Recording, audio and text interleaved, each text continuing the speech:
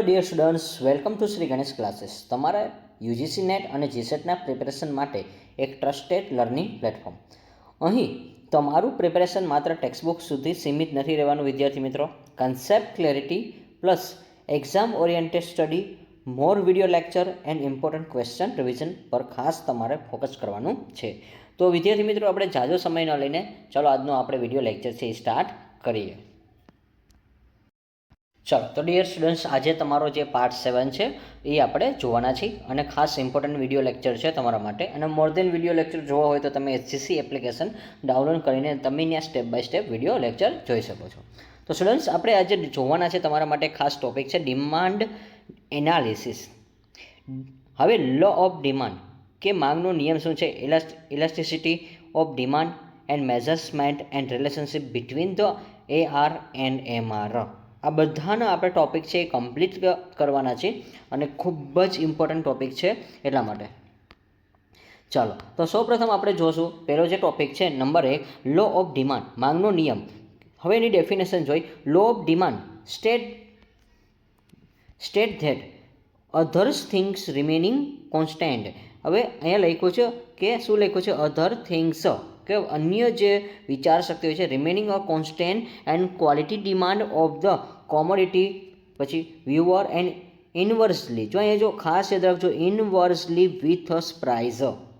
હવે એનો મિનિંગ શું કહે છે કે અન્ય પરિબળો સ્થિર રહે છે, વસ્તુની કિંમત વધે છે તો માંગ છે એના જથ્થો ઘટે છે. જો જેમ વસ્તુની પ્રાઇસ વધશે એમ આપણે શું કરશું, માંગ ઘટવાની છે, ખાસ યાદ રાખજો. અને કિંમત ઘટે તો જથ્થો વધે છે, તો એનાથી ઊંધું જ હોય. દાખલા તરીકે હું આના એક્ઝામ્પલ હમણાં સમજાવીશ એટલે તમને આખું આઈડિયા આવી જશે કે આમાં કાંઈ નથી કરવાનું. જો પ્રાઇસ વધશે ને તો અહીંયા આપણે માંગની રેખા છે એ બદલાવી તો માંગ શું થશે, ઘટે. હવે એનાથી ઊંધું, જો તમારી પ્રાઇસ ઘટશે તો તમારી માંગ શું થશે, વધશે. એટલે આ ખાસ યાદ રાખજો અને એને કહેવાશે ઇનવર્સલી વિથ ધ પ્રાઇઝ. બહુ જો ઇંગ્લિશમાં આ વર્ડ ખાસ યાદ રાખજો. ઇનવર્સલીનો મિનિંગ થશે કે વધઘટ, કે જો વધે છે તો સામે એક વસ્તુ ઘટે છે.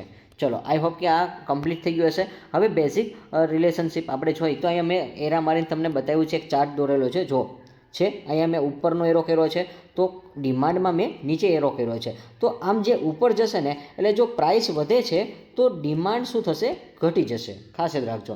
અને જો પ્રાઇસ ઘટશે ને તો આપણી માંગ વધવાની છે. હવે એક બેટર એક્ઝામ્પલ તમને આપી દઉં છું. અહીંયા તમારા માટે એક સરસ મજાનું આપણે દોરેલું છે. અહીંયા આપણે પ્રાઇસ લખેલી છે, અહીંયા આપણે ડિમાન્ડ લખેલી છે. ચલો, પ્રાઇસ આપણે અહીંયા દર્શાવેલું છે. અહીંયા આપણે O લખી છે, Y લખી છે, X લખી છે. હવે અહીંયા આપણે 2 રૂપિયા, 4 રૂપિયા, 8 છે અને 10. ચલો, તો અહીંયા 2, 4, 6, 8 અને 10 આ રીતે આપણે ચાર્ટ દોરેલો છે. તો હવે એની સામે અહીંયા આપણે શું કરીએ, પહેલાં 5, પછી 16, 17, 18 અને 19. તો એનો મતલબ એવું કહે છે કે જો હવે અહીંયા ચાર્ટમાં શું કહેવા માગે છે, જો હવે તમારી કોઈ પ્રાઇસ છે, માની લો કે આ એક પેનની પ્રાઇસ છે, એક બોલપેન તમે લેવા જાઓ છો 10 રૂપિયાની એક પેન, તો એવી તમે 50 પેન લ્યો છો. કેટલી લ્યો છો, 50. પણ જો આ પેનનો ભાવ 8 રૂપિયા થઈ જશે તો હવે તમારી ધીરે ધીરે ડિમાન્ડ છે એ વધશે. તો હવે તમે 60 પેન લેશો, કારણ કે તમારી પાસે પૈસાની બચત છે એટલા માટે. પછી જો તમારે માની લો કે 6 રૂપિયાની પેન થશે તો હવે ધીરે ધીરે પાછું તમે શું કરશો, ડિમાન્ડ વધારશો કે તમે હવે 70 પેન લેશો. તો એવી રીતે તમે જ્યારે 4 રૂપિયા થશે તો આપણી માંગ સામે જુઓ વધતી જશે. બસ આ જ કન્સેપ્ટ આપણે જોવાનો છે, એને કહેવાશે લો ઓફ ડિમાન્ડ. માંગનો નિયમ આપણે કમ્પ્લીટ કરીએ છીએ. હવે ડિમાન્ડ શેડ્યુલ છે. એક્ઝામ પોઈન્ટ આપણે પ્રમાણે જોઈએ તો price and quantity demand have inverse relationship. જો મેં કીધું તો ખાસ યાદ રાખજો, ઇનવર્સ રિલેશનશિપ એટલે કે કિંમત અને માંગણી કરેલા જથ્થા વચ્ચે વિપરીત સંબંધ હોય છે. એટલે વિપરીત એટલે વિરુદ્ધમાં સંબંધ છે, એક બાજુ વધે છે તો એક બાજુ ઘટે છે. ચલો, આઈ હોપ કે ફર્સ્ટ ટોપિક આપણો જે પૂરો થઈ ગયો છે, લો ઓફ ડિમાન્ડ છે એ કમ્પ્લીટ કરી દે છે. ત્યાર પછી આપણે સેકન્ડ ટોપિક એમાં કરશું assumption of the law of demand, કે માંગના નિયમની ધારણાઓ કરવાની છે કે કયા કયા પ્રકારના આપણે ધારણા હોય છે. જો આપણે અઝમ્પશન કરી શકીએ છીએ, અમુક પ્રકારના આપણે શું કરીએ છીએ, ધારણા લગાડીએ છીએ. તો માંગનો જે નિયમ છે એ કોણે આપેલો છે તો એના બેઝ ઉપર આપણે જોવાનું છે એટલા માટે. ચલો, તો સૌપ્રથમ આમાં કીધું છે law of demand works. Law of demand works under the ceteris paribus, એટલે કે other things are remaining constant લો. હવે અહીંયા શું કહેવા માગે છે કે માંગનો જે નિયમ છે ને એ સેટેરિસ પેરિસેબલ. હવે જો એને સેટેરી પણ કહેવાશે અને હા કેટેરિસ કયો તો પણ ચાલે છે. ખાસ યાદ રાખજો, કેટેરિસ અને સેટેરિસ એ પેરિબલ છે, પેરિબસ છે, એના હેઠળ કાર્ય કરે છે. તો એ જો કોના હેઠળ કાર્ય કરે છે, માંગનો નિયમ છે એ કોના હેઠળ કામ કરે છે, તો ખાસ યાદ રાખજો સેટેરિસ પેરિબસના હેઠળ કાર્ય કરે છે. અને હા હવે અન્ય બાબત છે એ કેવી છે, તો કે સ્થિર રહે છે, એટલે કે other things are remaining constant. Constant એટલે કે એક જ બાબતમાં સ્થિર રહે છે એટલા માટે. ચલો, આઈ હોપ કે લો ઓફ ડિમાન્ડ છે વર્ક કોની અંદર કરે છે, તો કે સેટેરિસ પેરિબસલ ની અંદર કામ કરે છે. અને હા એ જે એના જે અન્ય બાબત છે એ કેવી હોય છે, સ્થિર હોય છે, એટલે કોન્સ્ટન્ટ હોય છે, રિમેનિંગ અ કોન્સ્ટન્ટ. પછી આપણે મહત્ત્વના જે મુદ્દા છે યાદ રાખશું. હવે આ આપણને થોડા ક્રાઇટેરિયામાં જો તમને વિધાન ઉપર સેન્ટેન્સ પૂછતા હોય છે ઘણીવાર, તો આપણે જે નિવેદન આપવાનું હોય છે તો નિવેદનમાં આવા ક્વેશ્ચન અચૂકપણે પૂછાય છે. તો એનું જે મહત્ત્વપૂર્ણ ધારણા છે તો income of a consumer remaining constant, કે ગ્રાહકોની આવક જો સ્થિર રહે છે ત્યારે આપણે જે માંગનો નિયમ જોવા મળે છે. પછી ટેસ્ટ એન્ડ પ્રેફરન્સ રિમેનિંગ અનચેન્જો, કે જો પસંદગી અને રુચિમાં કાંઈ પ્રકારનો ફેરફાર થતો નથી તો ત્યારે પણ આપણને લો ઓફ ડિમાન્ડ જોવા મળે છે. પછી price of related goods remaining constant, એટલે કે સંબંધિત વસ્તુઓની કિંમત પણ સ્થિર રહે છે. તો જો બે વસ્તુ અહીંયા ધ્યાન રાખજો, એક તો આપણી ઇન્કમ છે એ કોન્સ્ટન્ટ રહે છે અને કાં તો પ્રાઇસ છે એ કોન્સ્ટન્ટ રહે છે. હવે ઇન્કમ એટલે શું, જો તમારી જે સેલેરી છે એ 15,000 રૂપિયા જ રહેવાની છે તો એ વધઘટ કાંઈ થતી નથી, તો 15ના 15 રહેશે તો ઇન્કમ કહેવાશે. અને સામે પ્રાઇસ એટલે શું, કે તમે કોઈ વસ્તુ 10 રૂપિયાની લીધી હતી તો એ વસ્તુ 10 રૂપિયામાં જ મળવાની છે, તો એમાં કાંઈ ફેરફાર થતો નથી. પછી no change in the future price expectation, કે ભવિષ્યમાં પણ અપેક્ષા ફેરફાર ન થાય. અને લાસ્ટમાં કીધું છે population number of the consumer remaining constant, ગ્રાહકોની સંખ્યામાં નોંધપાત્ર પણ ફેરફાર કાંઈ થતો નથી. તો આ હતા વિદ્યાર્થી મિત્રો ઇમ્પોર્ટન્સ ઓફ અઝમ્પશન, કે મહત્વપૂર્ણની ધારણા હતી, લો ઓફ ડિમાન્ડની ધારણા હતી કે કોઈ પ્રકારનું ઇન્કમ પણ ન વધે, પ્રાઇસ પણ ન વધે, કસ્ટમરની જે ફ્યુચરમાં એક્સપેક્ટેશન છે એ પણ કાંઈ વધતી નથી, અને નંબર ઓફ પોપ્યુલેશન છે તમારી પાસે નવા કસ્ટમર પણ નથી આવતા, ગ્રાહકોની સંખ્યા વધતી, અને લોકોની જે કાંઈ છે અનચેન્જ ટેવમાં પણ કાંઈ પ્રકારનો ફેરફાર થતો નથી. ડન. હવે આપણે નંબર 3, આજે ત્રીજા નંબરનો ટોપિક પહોંચ્યા છે, Y does the demand curve slope downward, કે શા માટે આપણે જે વિચારતા હોય છે કે માંગ વક્ર છે નીચે તરફ ઢળવા લાગે છે. તો એની અંદરના જે આપણે અગત્યના પોઈન્ટ ખાસ ઇમ્પોર્ટન્ટ છે જોવાના છે એટલા માટે. હવે લો ઓફ ડાયમેન્સિંગ માર્જિનલ યુટિલિટી. હવે ડાયમેન્સિંગ માર્જિનલ યુટિલિટીનો મિનિંગ શું થશે, કે ઘટતી સીમાંત ઉપયોગિતાનો નિયમ.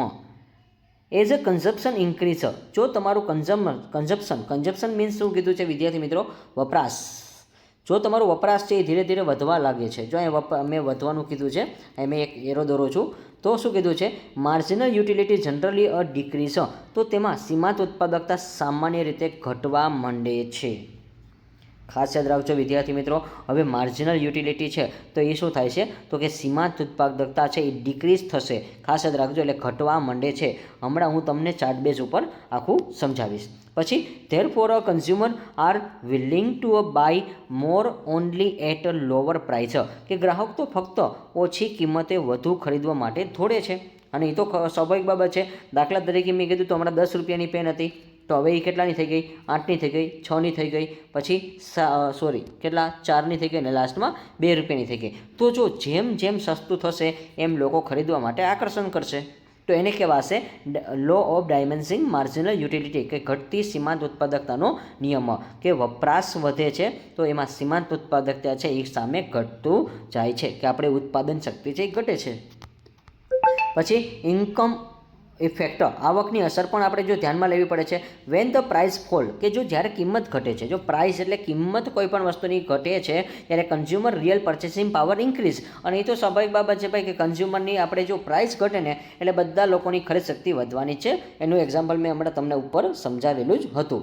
ચલો નેક્સ્ટ એના પછી સબસ્ટિટ્યૂટ ઇફેક્ટ, કે અવેજી અસરો. તો when the price of the commodity fall, કે વસ્તુની કિંમત ઘટે છે, it's become a relatively cheaper than a substitute goods, કે અવેજી સરખામણી વસ્તુ સસ્તી બને છે અને ડિમાન્ડ પણ વધે છે. હવે જો સસ્તી વસ્તુ શું કામ બને છે કે વસ્તુની કિંમત ઘટે છે. દાખલા તરીકે જો આપણે મેડિસિન છે, પછી આપણે માની લો કે વેજીટેબલ ખાય છે, ફ્રૂટ્સ ખાય છે, તો આ બધી વસ્તુ એવી છે કે જ્યારે એની વસ્તુની કિંમત ઘટે છે તો સામે એની બીજી વસ્તુ પણ એવી હોય છે સસ્તું બને છે, તો એને કારણે પણ ડિમાન્ડ વધે છે.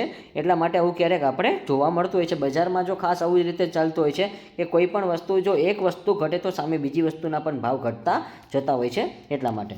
પછી શું કીધું છે, entry of the new consumer, એટલે કે નવા ગ્રાહકનો પ્રવેશ. તો જો જ્યારે નવા ગ્રાહક આવે છે ત્યારે પણ પ્રાઇસ શું થાય છે, ઘટે છે, તો સામે શું કરશે, ડિમાન્ડ વધશે. Lower price May અલો a new consumer to a purchase to a commodity, કે ઓછી કિંમતને કારણે નવા ગ્રાહકો માર્કેટમાં આવી શકે છે.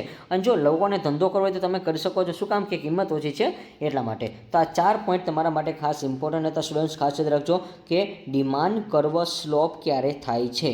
એક તો ડાયમેન્સિંગ માર્જિનલ યુટિલિટી હોય છે ત્યારે, એટલે કે સીમાંત ઉપયોગિતાનો નિયમ છે, કાં તો ઇન્કમ ઇફેક્ટ કે આવકની અસર છે કે કિંમત ઘટે છે તો એને કારણે પણ આપણે સ્લોપ નીચે લાવવો પડે છે. પછી સબસ્ટિટ્યુશન ઇફેક્ટ, અવેજી વસ્તુ છે તો એને કારણે પણ આપણે ઘટાડવો પડે છે. અને માર્જિનલ શું કીધું છે કે કોઈ પણ ન્યૂ કસ્ટમર છે એ એન્ટ્રી કરે છે, કે નવા ગ્રાહક જો પ્રવેશ કરે છે તો એવા સમયમાં આપણે શું કરવું પડે છે કે આ જે ડિમાન્ડ કરવા છે એ સ્લોપ ડાઉન કરવો પડે છે. તો આ 4 પોઈન્ટ અગત્યના હતા.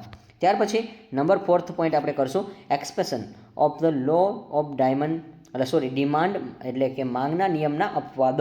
હવે જો આપણે અપવાદ છે, જો જેટલા ફાયદા હોય એની સામે અપવાદ તો હોય જ છે કોઈ પણ વસ્તુ, કે અમુક વસ્તુ છે એ ગમે એટલી મોંઘી થાય પણ રિયલમાં આપણને કાંઈ મોંઘું લાગતું નથી. તો એવી જે વસ્તુ છે expression of the law of demand છે એની અંદરના જે ટોપિક છે એની અંદર 3 કે 4 પોઈન્ટ હજી આપણે ઇન્ક્લુડ કરી શકીએ છીએ. તો પહેલો જે પોઈન્ટ છે ગિફન ગોડ્સ, જે તમને વધારે પૂછાય છે પરીક્ષામાં. હવે ગિફન માલ કોને કહેવાશે, તો વિદ્યાર્થી મિત્રો આ એવી વસ્તુ છે કે દાખલા તરીકે મીઠું શરૂઆતમાં પહેલાં કોઈ 5 રૂપિયાનું વેચતા હતા, પેકેટ આવતું હતું દાંડીની, અત્યારે ટૂંકમાં હાલમાં 7-8 રૂપિયા કે 10 રૂપિયા એ પહોંચી ગયું છે. તો આ વસ્તુ દૈનિક જરૂરિયાત છે. હવે આમાં માની લો ગમે એટલો ભાવ વધે તો કોઈ લોકો છે એવું કરશે તો કે કોથળા ભરીને કંઈ રાખવાના છે નહીં. ખાસ યાદ રાખજો. તો મીઠાના કંઈ કોથળા ન ભરાય, કાં તો બાકસ છે, માચીસ છે, તો માચીસ અત્યારે દાખલા તરીકે પહેલાં 8 આણાની મળતી હતી અને રૂપિયાની 2 મળતી હતી, અત્યારે રૂપિયાની ક્યાંય 1 મળે છે, ક્યારેક છૂટકમાં 2 રૂપિયા પણ લે છે. તો આ ગિફન વસ્તુ છે. હવે આવી વસ્તુમાં માની લો કે પ્રાઇસ છે એ ગમે એટલી વધે છે પણ લોકોને કાંઈ ફેર પડતો નથી. તો એના માટે આપણે ડેફિનેશનમાં જોઈએ, સમ ઇન્ફોરર. જો અહીંયા ખાસ વર્ડ યાદ રાખજો, આ બધા વર્ડ જે હું કહું ને એ પરીક્ષામાં બહુ ઇમ્પોર્ટન્ટ હોય છે. ઇન્ફેરિયર. હવે ઇન્ફેરિયરનો મિનિંગ શું છે, તો કે હલકી વસ્તુ. સમ ઇન્ફેરિયર ગુડ્સ મે શો એન unusual. હવે unusual relationship the where price increase are associated with the increased and quality demand and under the specific condition, કે કેટલીક હલકી ગુણવત્તાવાળા માલ અસામાન્ય સંબંધિત બનાવી શકે છે જ્યાં કિંમતમાં ચોક્કસ વધારો, પરિસ્થિતિ પ્રમાણે માંગમાં વધારો સંકળાયેલો હોય છે. તો જો એક શું કીધું છે, અસામાન્ય સંબંધ બતાવી શકે છે માલમાં અને કિંમતમાં વધારો, ચોક્કસ પરિસ્થિતિમાં માંગમાં પણ સામે વધારો થાય જ છે. એટલા માટે મેં મીઠાનું એક્ઝામ્પલ કીધું, મીઠું ગમે એટલું વધશે પણ આપણે દૈનિક જરૂરિયાત છે, લોકો લેવાના જ છે, કોઈ ના પાડશે નહીં. આ એક ગિફન વસ્તુ છે. પછી શું કીધું છે, હવે વેબલન એન્ડ પ્રેસ્ટીજ ગુડ્સ, કે વેબલન શું કહેવા માગે છે, વેબલનની જે મેથડ છે એમાં કે higher price can sometime increase the prestige or status appeals of the luxury goods. ઊંચી કિંમત તો સ્ટેટસ છે એ પ્રેસ્ટીજને કારણે અટ્રેક્ટિવનેસ વધારી શકે છે. તો જો ઘણીવાર, એટલે અહીંયા જો હું તમને સમજાવું છું, ગિફન વસ્તુમાં એવું કીધું છે કે શું કીધું છે કે કિંમતમાં વધારો થાય. જો કિંમત વધે ને તો સામે શું થાય છે, તો કે માલ લોકો લેવાના છે, કોઈ ના પાડશે નહીં. અને અહીંયા વેબલેન પદ્ધતિ છે એમાંય પણ એવું જ કીધું છે. દાખલા તરીકે આપણે એક એપલનું એક્ઝામ્પલ લઈએ. એપલનો જે ફોન છે તો આ જે આપણે દાખલા તરીકે એક આઈફોન છે. હવે આઈફોનની કિંમત ગમે એવડી વધે છે તો પણ છતાં અમીર લોકો છે એ ખરીદવાના જ છે એટલા માટે, અને લોકોને મોજશોખ માટે પણ જોતું હોય છે. તો એક પ્રકારની શું થઈ ગઈ છે, સેટિસ્ફેક્શન મળે છે એટલા માટે. તો એક શું કહેવાશે, આ એક સ્ટેટસની વાત છે, ખાસ યાદ રાખજો. આ એક શું છે, status appeal of luxury goods, કે ગમે એટલું મોંઘું થશે પણ લેવાનું છે એ તો લેવાનું છે, એમાં ચાલતું નથી. તો ઘણીવાર આ આપણી મેન્ટાલિટી હોય છે એટલા માટે, કારણ કે અટ્રેક્ટિવનેસ આપણે કરવું હોય ને વ્યક્તિને એટલા માટે. પછી આવશે સ્પેક્યુલેટિવ ડિમાન્ડ એટલે કે સટ્ટાકીય માંગ. In consumer expense and the price to rise further, કે ભાવ આગળ વધવાની અપેક્ષા હોય તો they may be buy more even when the current price in rising, કે વધતી કિંમતે પણ ખરીદી વધી શકે છે. એક્ઝામ્પલ તરીકે શેર બજારમાં જો આપણે જોઈએ તો આ રીતે જ હોય છે કે આપણે એક્સપેક્ટેશન રાખતા હોઈએ છીએ. કન્ઝ્યુમર આપણે કોઈ પણ હોય છે તો એ લોકોની એક્સપેક્ટેશન એવી જ હોય છે કે હંમેશા પ્રાઇસ છે એ રાઇઝિંગ થાય, પ્રાઇસ છે એ વધવાના છે, તો ત્યારે આપણે ખરીદી ધીરે ધીરે આપણે કરવી જોઈએ. ચલો નેક્સ્ટ આ 3 પોઈન્ટ આપણે થઈ ગયા છે. તો હવે તો આપણે ઘણા બધા એક્ઝામ્પલ લઈ શકીએ છીએ એટલા માટે. ચલો પણ આપણે જે એક્ઝામ રિલેટેડ છે એ ટોપિક કરાવવાના છે. હવે નંબર 5 છે ઇલાસ્ટિસિટી ઓફ ડિમાન્ડ. હવે સૌપ્રથમ એટલે માંગની જે સ્થિતિસ્થાપકતા છે એનો આપણે મિનિંગ જોશું. હવે elasticity of the demand measures the degree of the responsiveness quantity demand a change in one of the its determinants. ચલો વિદ્યાર્થી મિત્રો, આમાં એક શબ્દ એવો છે કે એક શબ્દ હું તમને સમજાવીશ ને આખી ડેફિનેશન તમને આવડી જશે. હવે ઇલાસ્ટિસિટીનો જે મિનિંગ પૂછે ને ત્યારે કાંઈ તમે ન યાદ રાખતા, ખાલી એટલું યાદ રાખજો કે કોઈ પણ ક્વોન્ટિટી ડિમાન્ડ હોય ને એમાં ઓનલી ફોર ચેન્જ થાય. તો ઇલાસ્ટિસિટીનો મિનિંગ શું છે? Changing. Change in one of the determination, કે કોઈ પણ વસ્તુમાં કે ફેરફાર થશે. ખાસ યાદ રાખજો. તો ઈ specialist price and income or price or related goods. હવે જેને આપણે ગુજરાતીમાં જોઈએ કે કિંમત, આવક અને સંબંધિત વસ્તુની કિંમતમાં ફેરફાર થતાં માંગેલ જથ્થામાં કેટલાક પ્રમાણમાં ફેરફાર થાય છે. તો કીધું ભાઈ જથ્થામાં ફેરફાર થાય છે અને તેનું માપ એટલે એને કહેવાશે ઇલાસ્ટિસિટી ઓફ ડિમાન્ડ, કે કોઈ પણ વસ્તુમાં ડિમાન્ડમાં ફેરફાર થાય છે. ઇલાસ્ટિસિટીનો મિનિંગ જ છે કે change in one of a determination. ચલો આઈ હોપ કે આ મિનિંગ તમને આવડી ગયો હશે. હવે types of the elasticity of the demand એટલે કે માંગની જે સ્થિતિસ્થાપકતાના પ્રકાર છે આપણે જોવાના છે. કે પ્રાઇસ આપણે જોઈશું. પ્રાઇસ ઇલાસ્ટિસિટી એટલે કે કિંમત સ્થિતિસ્થાપકતા, એમાં શું ફેરફાર જોવા આપણને મળે છે. કે પ્રાઇસ ઇલાસ્ટિસિટી એટલે શું કીધું છે કે measures response of the quantity demand two a change in a price, કે કિંમતમાં ફેરફાર માટે માંગમાં પણ આવેલ જથ્થામાં પ્રતિભાવને માપે છે. તો જો ક્યારેક એવું બને છે ઇલેક્ટ્રિસિટી એટલે ફેરફાર જોવા મળે. જો કિંમત વધે છે તો લોકોની ખરીદ શક્તિ સામે ઘટી પણ શક્યતા જાય છે, ઘટવાની શક્યતા રહેશે. તો આપણે એનું ફોર્મ્યુલા જોશું. હવે જો ફોર્મ્યુલા ખાસ યાદ રાખજો વિદ્યાર્થી મિત્રો, એ તમને પૂછાય છે એટલા માટે. અને જો આ ટાઈપની પીડીએફ તમારે પરચેસ કરવી છે તો તમે આપણે જે એસજીસી એપ્લિકેશન છે તેમાં તમે જોડાઈ શકો છો અને ત્યાંથી તમે આ પીડીએફ છે કોર્સ છે તમારો પરચેસ કરી શકો છો. હવે શું કીધું છે તો કે આવશે એમાં ડિમાન્ડ. તો ઇલાસ્ટિસિટી ઓફ ડિમાન્ડ. હવે જો અહીંયા ઈનો મિનિંગ શું થશે? ઈ અને ડી. ઈ એટલે ઇલાસ્ટિસિટી ઓફ ધ ડિમાન્ડ કીધું છે. તો એનું જે ફોર્મ્યુલા છે ચેન્જ ઇન ક્વોલિટી ડિમાન્ડ, કે જે આપણી ડિમાન્ડ છે એના છેદમાં આપણે પ્રાઇસ લેવાની છે. તો આ રીતે એનું ફોર્મ્યુલા આવશે. ખાસ યાદ રાખજો કે ડી એટલે કે ડિમાન્ડ છે અને ત્યારે એના છેદમાં આવશે પી. ચલો ડન. તો આ એનું ફોર્મ્યુલા છે અને આવા ફોર્મ્યુલા તમે ખાસ યાદ રાખજો કે જે ફોર્મ્યુલા તમને કહું એ ખાસ તમારે યાદ રાખવાના છે. ચલો એટલે શું કીધું છે? જથ્થામાં જે માંગમાં જે કાંઈ ફેરફાર થાય છે એ, કે જથ્થાની જે માંગ છે એમાં કાંઈ ફેરફાર થાય છે, છેદમાં ભાવમાં ફેરફાર કીધો છે. એનું ગુજરાતી પણ હું કહેતો જાઉં છું. અને generally price the elasticity in the negative because price and quantity demand move in the opposite direction, કે સામાન્ય રીતે કિંમતની સ્થિતિસ્થાપકતા નકારાત્મક હોય છે કારણ કે કિંમત અને જથ્થો વિરુદ્ધ દિશામાં આગળ વધે છે એટલા માટે. જો ખાસ યાદ રાખજો શું કીધું છે કે કિંમત અને જથ્થો આ બંને કેવા છે? વિરુદ્ધ દિશામાં ચાલે છે એટલા માટે, જેને આપણે નેગેટિવ પણ કહી શકીએ છીએ એટલા માટે. ચલો નેક્સ્ટ એના પછી જો અહીં નેગેટિવ શબ્દ આપેલો છે તમે જોજો. ડન, અહીંયા જોઈ લેજો. ચલો નેક્સ્ટ એના પછી શું કીધું છે? એક્ઝામ માટે ઘણી વખત જે હવે મેગ્નિટેડ એટલે કે એબ્સોલ્યુટ વેલ્યુ લેવામાં આવે છે. પરીક્ષામાં ઘણીવાર શું થાય છે? તીવ્રતા એટલે કે નિરપેક્ષ મૂલ્ય પણ ધ્યાનમાં લેવાય છે. અને ખાસ યાદ રાખજો એને નિરપેક્ષ મૂલ્ય કઈ રીતે કહેવાય છે એ. હવે ઇલેક્ટ્રિસિટી ઓફ જે મીન્સ છે, ઇલેક્ટ્રિસિટીનો મિનિંગ જો મેં કીધો છે ચેન્જ ઇન ડિમાન્ડ. એક જ શબ્દમાં જો આટલું તમે યાદ રાખો ને ડેફિનેશન તમને કમ્પ્લીટ થઈ જશે. કે ઇલેક્ટ્રિસિટી પૂછે ત્યારે એની જે ડેફિનેશન છે એમાં ચેન્જ વર્ડ હતો. જો આ લ્યો. ચલો હવે આપણે આગળ વધીએ સ્ટુડન્ટ્સ. હવે નંબર 2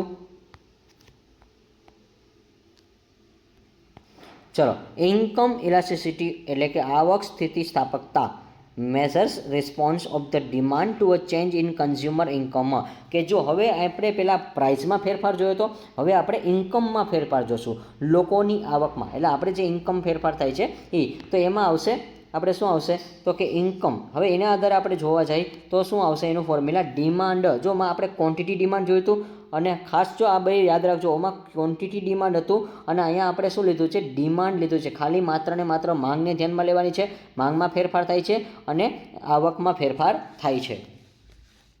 તો નોર્મલ ગુડ્સ હોય છે ત્યારે આપણે શું કરવું પડે, ગ્રેટર ધેન, એટલે કે સામાન્ય માલ કહેવાશે. જો નોર્મલ ગુડ્સ હોય ત્યારે એને શું કહેવાશે, ગ્રેટર ધેન કહેવાશે. ખાસ યાદ રાખજો, ગ્રેટર ધેનની સાઇન હોય ત્યારે એને નોર્મલ ગુડ્સ કહેવાશે અને લેસ ધેન હોય છે એટલે આપણે નેગેટિવ કહેવાશે, એને કહેવાશે હલકી ગુણવત્તાવાળો એટલે ઇન્ફેરિયોર ગુડ્સ કહેવાશે. એટલે કે હલકી ગુણવત્તાવાળો હોય ત્યારે એમાં લેસ ધેન આપણે યુઝ કરવું પડે છે. ચલો, આઈ હોપ કે આ કમ્પ્લીટ થાય છે. હવે આપણે ક્રોસ ઇલાસ્ટિસિટી જોવાના છીએ. હવે ક્રોસ ઇલાસ્ટિસિટીનો મિનિંગ શું છે કે major response is the demand for the one commodity due to a change in the price of the another commodity, કે એક વસ્તુની કિંમતમાં ફેરફાર થવાથી બીજી વસ્તુની પણ શું થાય છે, માંગ પર અસર જોવા મળે છે. તો એને કહેવાશે, એક વસ્તુમાં ફેરફાર થાય તો બીજી વસ્તુમાં થાય તો એને ક્રોસ ઇલાસ્ટિસિટી કહેવામાં આવશે.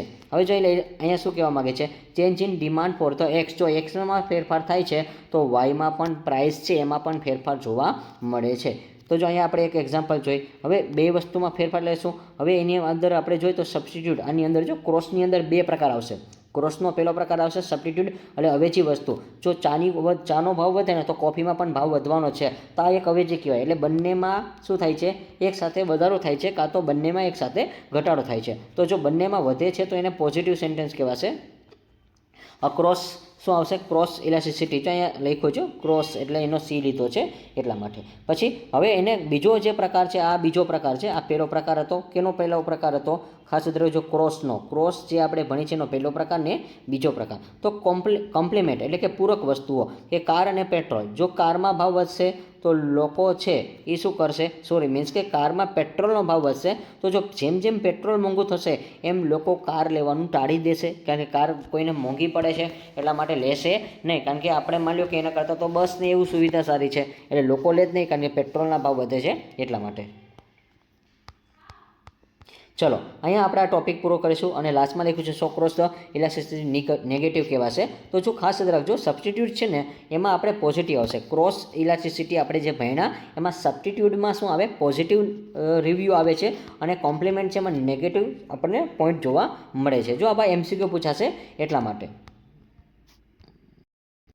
ચલો ડિયર સ્ટુડન્ટ્સ, હવે આપણે measurement of the price elasticity જોવાના છીએ, એટલે કે ભાવ સ્થિતિસ્થાપકતાનું માપન. આ આપણો 7મો પોઈન્ટ છે. હવે આમાં આપણે શું ભણવાના છીએ, પર્સન્ટેજ મેથડ. હવે ખાસ યાદ રાખજો, આ જે પર્સન્ટેજ મેથડ છે એ કોણે આપેલી છે એ પણ હું તમને હમણાં જણાવીશ, કારણ કે આ જે પોઈન્ટ છે ઇમ્પોર્ટન્ટ છે. પર્સન્ટેજ છે, પોઈન્ટ છે, કાં તો એક્સપેન્ડિચર છે. આ જે મેથડ છે એ આલ્ફ્રેડ માર્શલે આપેલી છે. ખાસ યાદ રાખજો, આ પૂછાશે એટલા માટે. જો આવા ટોપિક પૂછાય તમને ખબર ન હોય કે પર્સન્ટેજ મેથડ છે, એક્સપેન્ડિચર છે, કાં તો પોઈન્ટ મેથડ છે, કાં તો એનું જો આઉટલેટ છે, તો આ જે પદ્ધતિ છે એ કોણે આપી છે, આલ્ફ્રેડ માર્શલે આપેલી છે. ચલો, તો percentage change in the quantity demand અને divided by the percentage change in the price. એટલે જો આમાં કાંઈ નથી લખવાનું, ડિમાન્ડ શું લખ્યું છે, ક્યુડી. ક્યુડીનો મિનિંગ તમે યાદ રાખજો કે અહીંયા ક્યુડી કહેવાશે. ક્યુડીનો મિનિંગ શું છે, ક્વોન્ટિટી ડિમાન્ડ અને ડિવાઇડેડ બાય ધ પી. પી એટલે પ્રાઇસ. ડન. ચલો વિદ્યાર્થી મિત્રો, આ રીતે ફોર્મ્યુલા યાદ રાખવાનું છે કે શું કીધું છે કે માંગણી અથવા તો માંગ કરેલ જથ્થાની ટકાવારી છે અને ભાગ્ય તમારે કિંમતમાં ટકાવારી દર્શાવવાની છે. ચલો પછી આવશે, અને ખાસ અને જો ઇંગ્લિશમાં જ યાદ રાખજો વિદ્યાર્થી મિત્રો, ક્યુડીના છેદમાં શું આવશે, પી. આ એનું ફોર્મ્યુલા હતું. પર્સન્ટેજ ઓફ મેથડનું ફોર્મ્યુલા શું છે, પર્સન્ટેજ ઓફ મેથડ એનું ફોર્મ્યુલા આવશે ક્યુડી, એના છેદમાં આવશે પી. પછી ટોટલ એક્સપેન્ડિચર છે, એમાં ટોટલ આઉટલે પણ એનું કહેવાશે. જો એનું સેકન્ડ નેમ યાદ રાખજો. સેકન્ડ નેમ શું છે, આઉટલે, એટલે કે કુલ ખર્ચ અને ખર્ચ પદ્ધતિ કહેવાશે. This method is associated with the Alfred Marshall law, કે આ જે પદ્ધતિ છે એ કોની હારે સંકળાયેલી છે, આલ્ફ્રેડ માર્શલે આપેલી છે. હવે એનો આપણે સંબંધ જોઈશું. આપણે શું જોવાના છે સંબંધ, તો ઇલેક્ટ્રિસિટી. જ્યારે આપણે માની લ્યો કે આ શું કરે છે, ઇલાસ્ટિસિટી ઓફ ધ ડિમાન્ડ છે એ ગ્રેટર ધેન હશે તો એમાં આપણે શું થશે, ગ્રેટર ધેન 1 હશે ત્યારે પ્રાઇસ છે એ ઘટશે અને ટોટલ એક્સપેન્ડિચર શું થશે, વધશે. જો આ રીતે આપણે સમજવાનું છે. આ જે પોઈન્ટ છે મેં તમને કીધો છે, જો એનો ગ્રેટર ધેન હશે તો પ્રાઇસ શું થશે, ઘટવાની છે, કારણ કે પ્રાઇસ ઘટવાની જ વાત કરે છે એટલા માટે. પણ ના, એમાં એક્સપેન્ડિચર ખર્ચ છે એ કેવો થવાનો છે, વધશે. પછી જો ઇક્વલ હોય છે, ઇલાસ્ટિસિટી ઓફ ધ ડિમાન્ડ છે ઇક્વલ હોય છે તો પ્રાઇસ ચેન્જ ઇન ધ એટલે કે ટોટલ એક્સપેન્ડિચર છે એ કોન્સ્ટન્ટ એટલે કે સ્થિર રહે છે. કેવો રહે છે, સ્થિર. એમાં કોઈ પણ પ્રકારનો કાંઈ જાતનો ફેરફાર થતો નથી એટલે આપણે 0 કહી શકીએ છીએ. પછી શું આવશે, elasticity of the demand less than 1 એટલે કે જો પ્રાઇસ ઘટશે ને તો સામે માની લો કે અમુક વસ્તુમાં ટોટલ એક્સપેન્ડિચર પણ ઘટવાનું છે. એટલે ખાસ યાદ રાખજો, જો તમારે અહીંયા આ જ યાદ રાખવાનું છે કે એક્સપેન્ડિચર કોને કહેવાશે, એટલે ખર્ચ ક્યારે થશે. જો ખર્ચ વધે છે તો એ પોઝિટિવ કહેવાશે, કારણ કે કુલ ખર્ચ કીધું છે એટલા માટે. અને જો કુલ ખર્ચ છે એ ઘટે છે તો સામે પ્રાઇસ એ ઘટે છે તો એના માટે આપણે નેગેટિવ સ્લોપ કહેવામાં આવશે. ચાલો નેક્સ્ટ અહીંયા તમારા માટે એક ટ્રીક આપેલી છે. આ ટ્રીક તમે જાતે પણ તમે સોલ્યુશન કરી લેજો વિદ્યાર્થી મિત્રો. પ્રાઇસ છે એટલે શું કીધું છે કે જો અહીંયા મેં એરા માર્યા છે, પ્રાઇસ ઘટે છે તો એક્સપેન્ડિચર શું થાય છે, વધે છે. તો એને શું કહેવાશે, ઇલાસ્ટિસિટી ઓફ ધ ડિમાન્ડ કહેવાશે. જો આ ખાસ યાદ રાખજો કે જ્યારે વધારો થાય છે, વધઘટ જોવા મળે છે, ફેરફાર એકસાથે બે જોવા મળે ત્યારે મેં હમણાં કીધું હતું ચેન્જ ઇન ડ, તો ભાઈ ઇલાસ્ટિસિટી ઓફ ડિમાન્ડ ક્યારે કહેવાય, જ્યારે બેમાં ફેરફાર થાય એટલે એક વધે છે તો એક ઘટે છે ત્યારે. પછી શું કીધું છે, પ્રાઇસ ઘટે છે પણ એક્સપેન્ડિચરમાં અનચેન્જ, કોઈ ખર્ચ એટલે કે યથાવત રહે છે કે જેમ છે એમ જ, કોઈ જાતનો ફેરફાર નથી થતો તો એને કહેવાશે યુનિટરી ઇલાસ્ટિસિટી. જો ખાસ આવા વર્ડ યાદ રાખજો, આપણે 0 ન કહેવાય, એને કહેવાશે યુનિટરી ઇલાસ્ટિસિટી એટલે કે નો ચેન્જ નો પ્રોફિટ, એવું આપણે કહી શકીએ છીએ. કોઈ જાતનો લોસ પણ નથી થતો અને કોઈ જાતનું આપણે પ્રોફિટ પણ નથી થતું તો એને કહેવાશે યુનિટરી ઇલાસ્ટિસિટી. અને જો પ્રાઇસ છે એ ઘટવાની છે તો એક્સપેન્ડિચર પણ ઘટે છે તો એને કહેવાશે ઇનઇલાસ્ટિક, એટલે કે ઇનઇલાસ્ટિક એટલે શું, કે સ્થિતિસ્થાપકતા માંગમાં ફેરફાર કે એમાં કોઈ જાતનો ફેરફાર થતો નથી. જો અહીંયા ન શબ્દ લખજો, ફેરફાર ન હોય, શું ન હોય એવું લખી નાખજો કે માંગમાં ફેરફાર ન હોય, આટલું એક લખી લેજો વિદ્યાર્થી મિત્રો. એને કહેવાશે ઇનઇલાસ્ટિસિટી ઓફ ડિમાન્ડ, કે કોઈ જાતનો ફેરફાર જોવા મળતો નથી. હવે સ્ટુડન્ટ્સ આપણે આગળનો વાત કરશું. તો જો આ જે ટોપિક હતો એમાં મેં ખાલી એટલું યાદ રાખજો કે તમે પર્સન્ટેજ મેથડ છે કાં તો એક્સપેન્ડિચર મેથડ છે એ કોણે આપેલી છે, તો ખાસ યાદ રાખજો આલ્ફ્રેડ માર્શલે આપેલી છે. અને ગ્રેટર ધેન હશે તો શું થશે, આપણે એક્સપેન્ડિચર વધવાનો છે, અને લેસ ધેન હશે તો એક્સપેન્ડિચર ઘટવાનો છે. અને જો ઇક્વલ હોય તો એને કહેવાશે કોન્સ્ટન્ટ અથવા તો એને યુનિટરી કહેવામાં આવશે. આટલું યાદ રાખવાનું છે. પછી પોઈન્ટ ઇલાસ્ટિસિટી, જો પોઈન્ટ ઇલાસ્ટિસિટી છે એ પણ કોને આપેલી છે, આલ્ફ્રેડ માર્શલે જ આપેલી છે, ખાસ યાદ રાખજો. તો જો use the measures of the elasticity at the particulars point an a demand કરવો, કે માંગ વળાંક પર ચોક્કસ બિંદુઓ પર સ્થિતિસ્થાપકતા માપવામાં આવે છે. હવે line for a liner demand કરવો, કે રેખાકીય માંગ વળાંક માટે, કે જેમ આપણે પોઈન્ટ આપણે એક ફોર્મ્યુલા બનાવ્યું છે જીઓમેટ્રિક પોઈન્ટ ઓફ મેથડ, કે જો જીઓમેટ્રિકને શું કહેવાશે, પોઈન્ટ મેથડ કહેવાશે. એટલે કે ઇલાસ્ટિસિટી ઓફ ધ ડિમાન્ડ અને લોઅર સેગમેન્ટ અને ડિવાઇડેડ બાય અપર સેગમેન્ટ.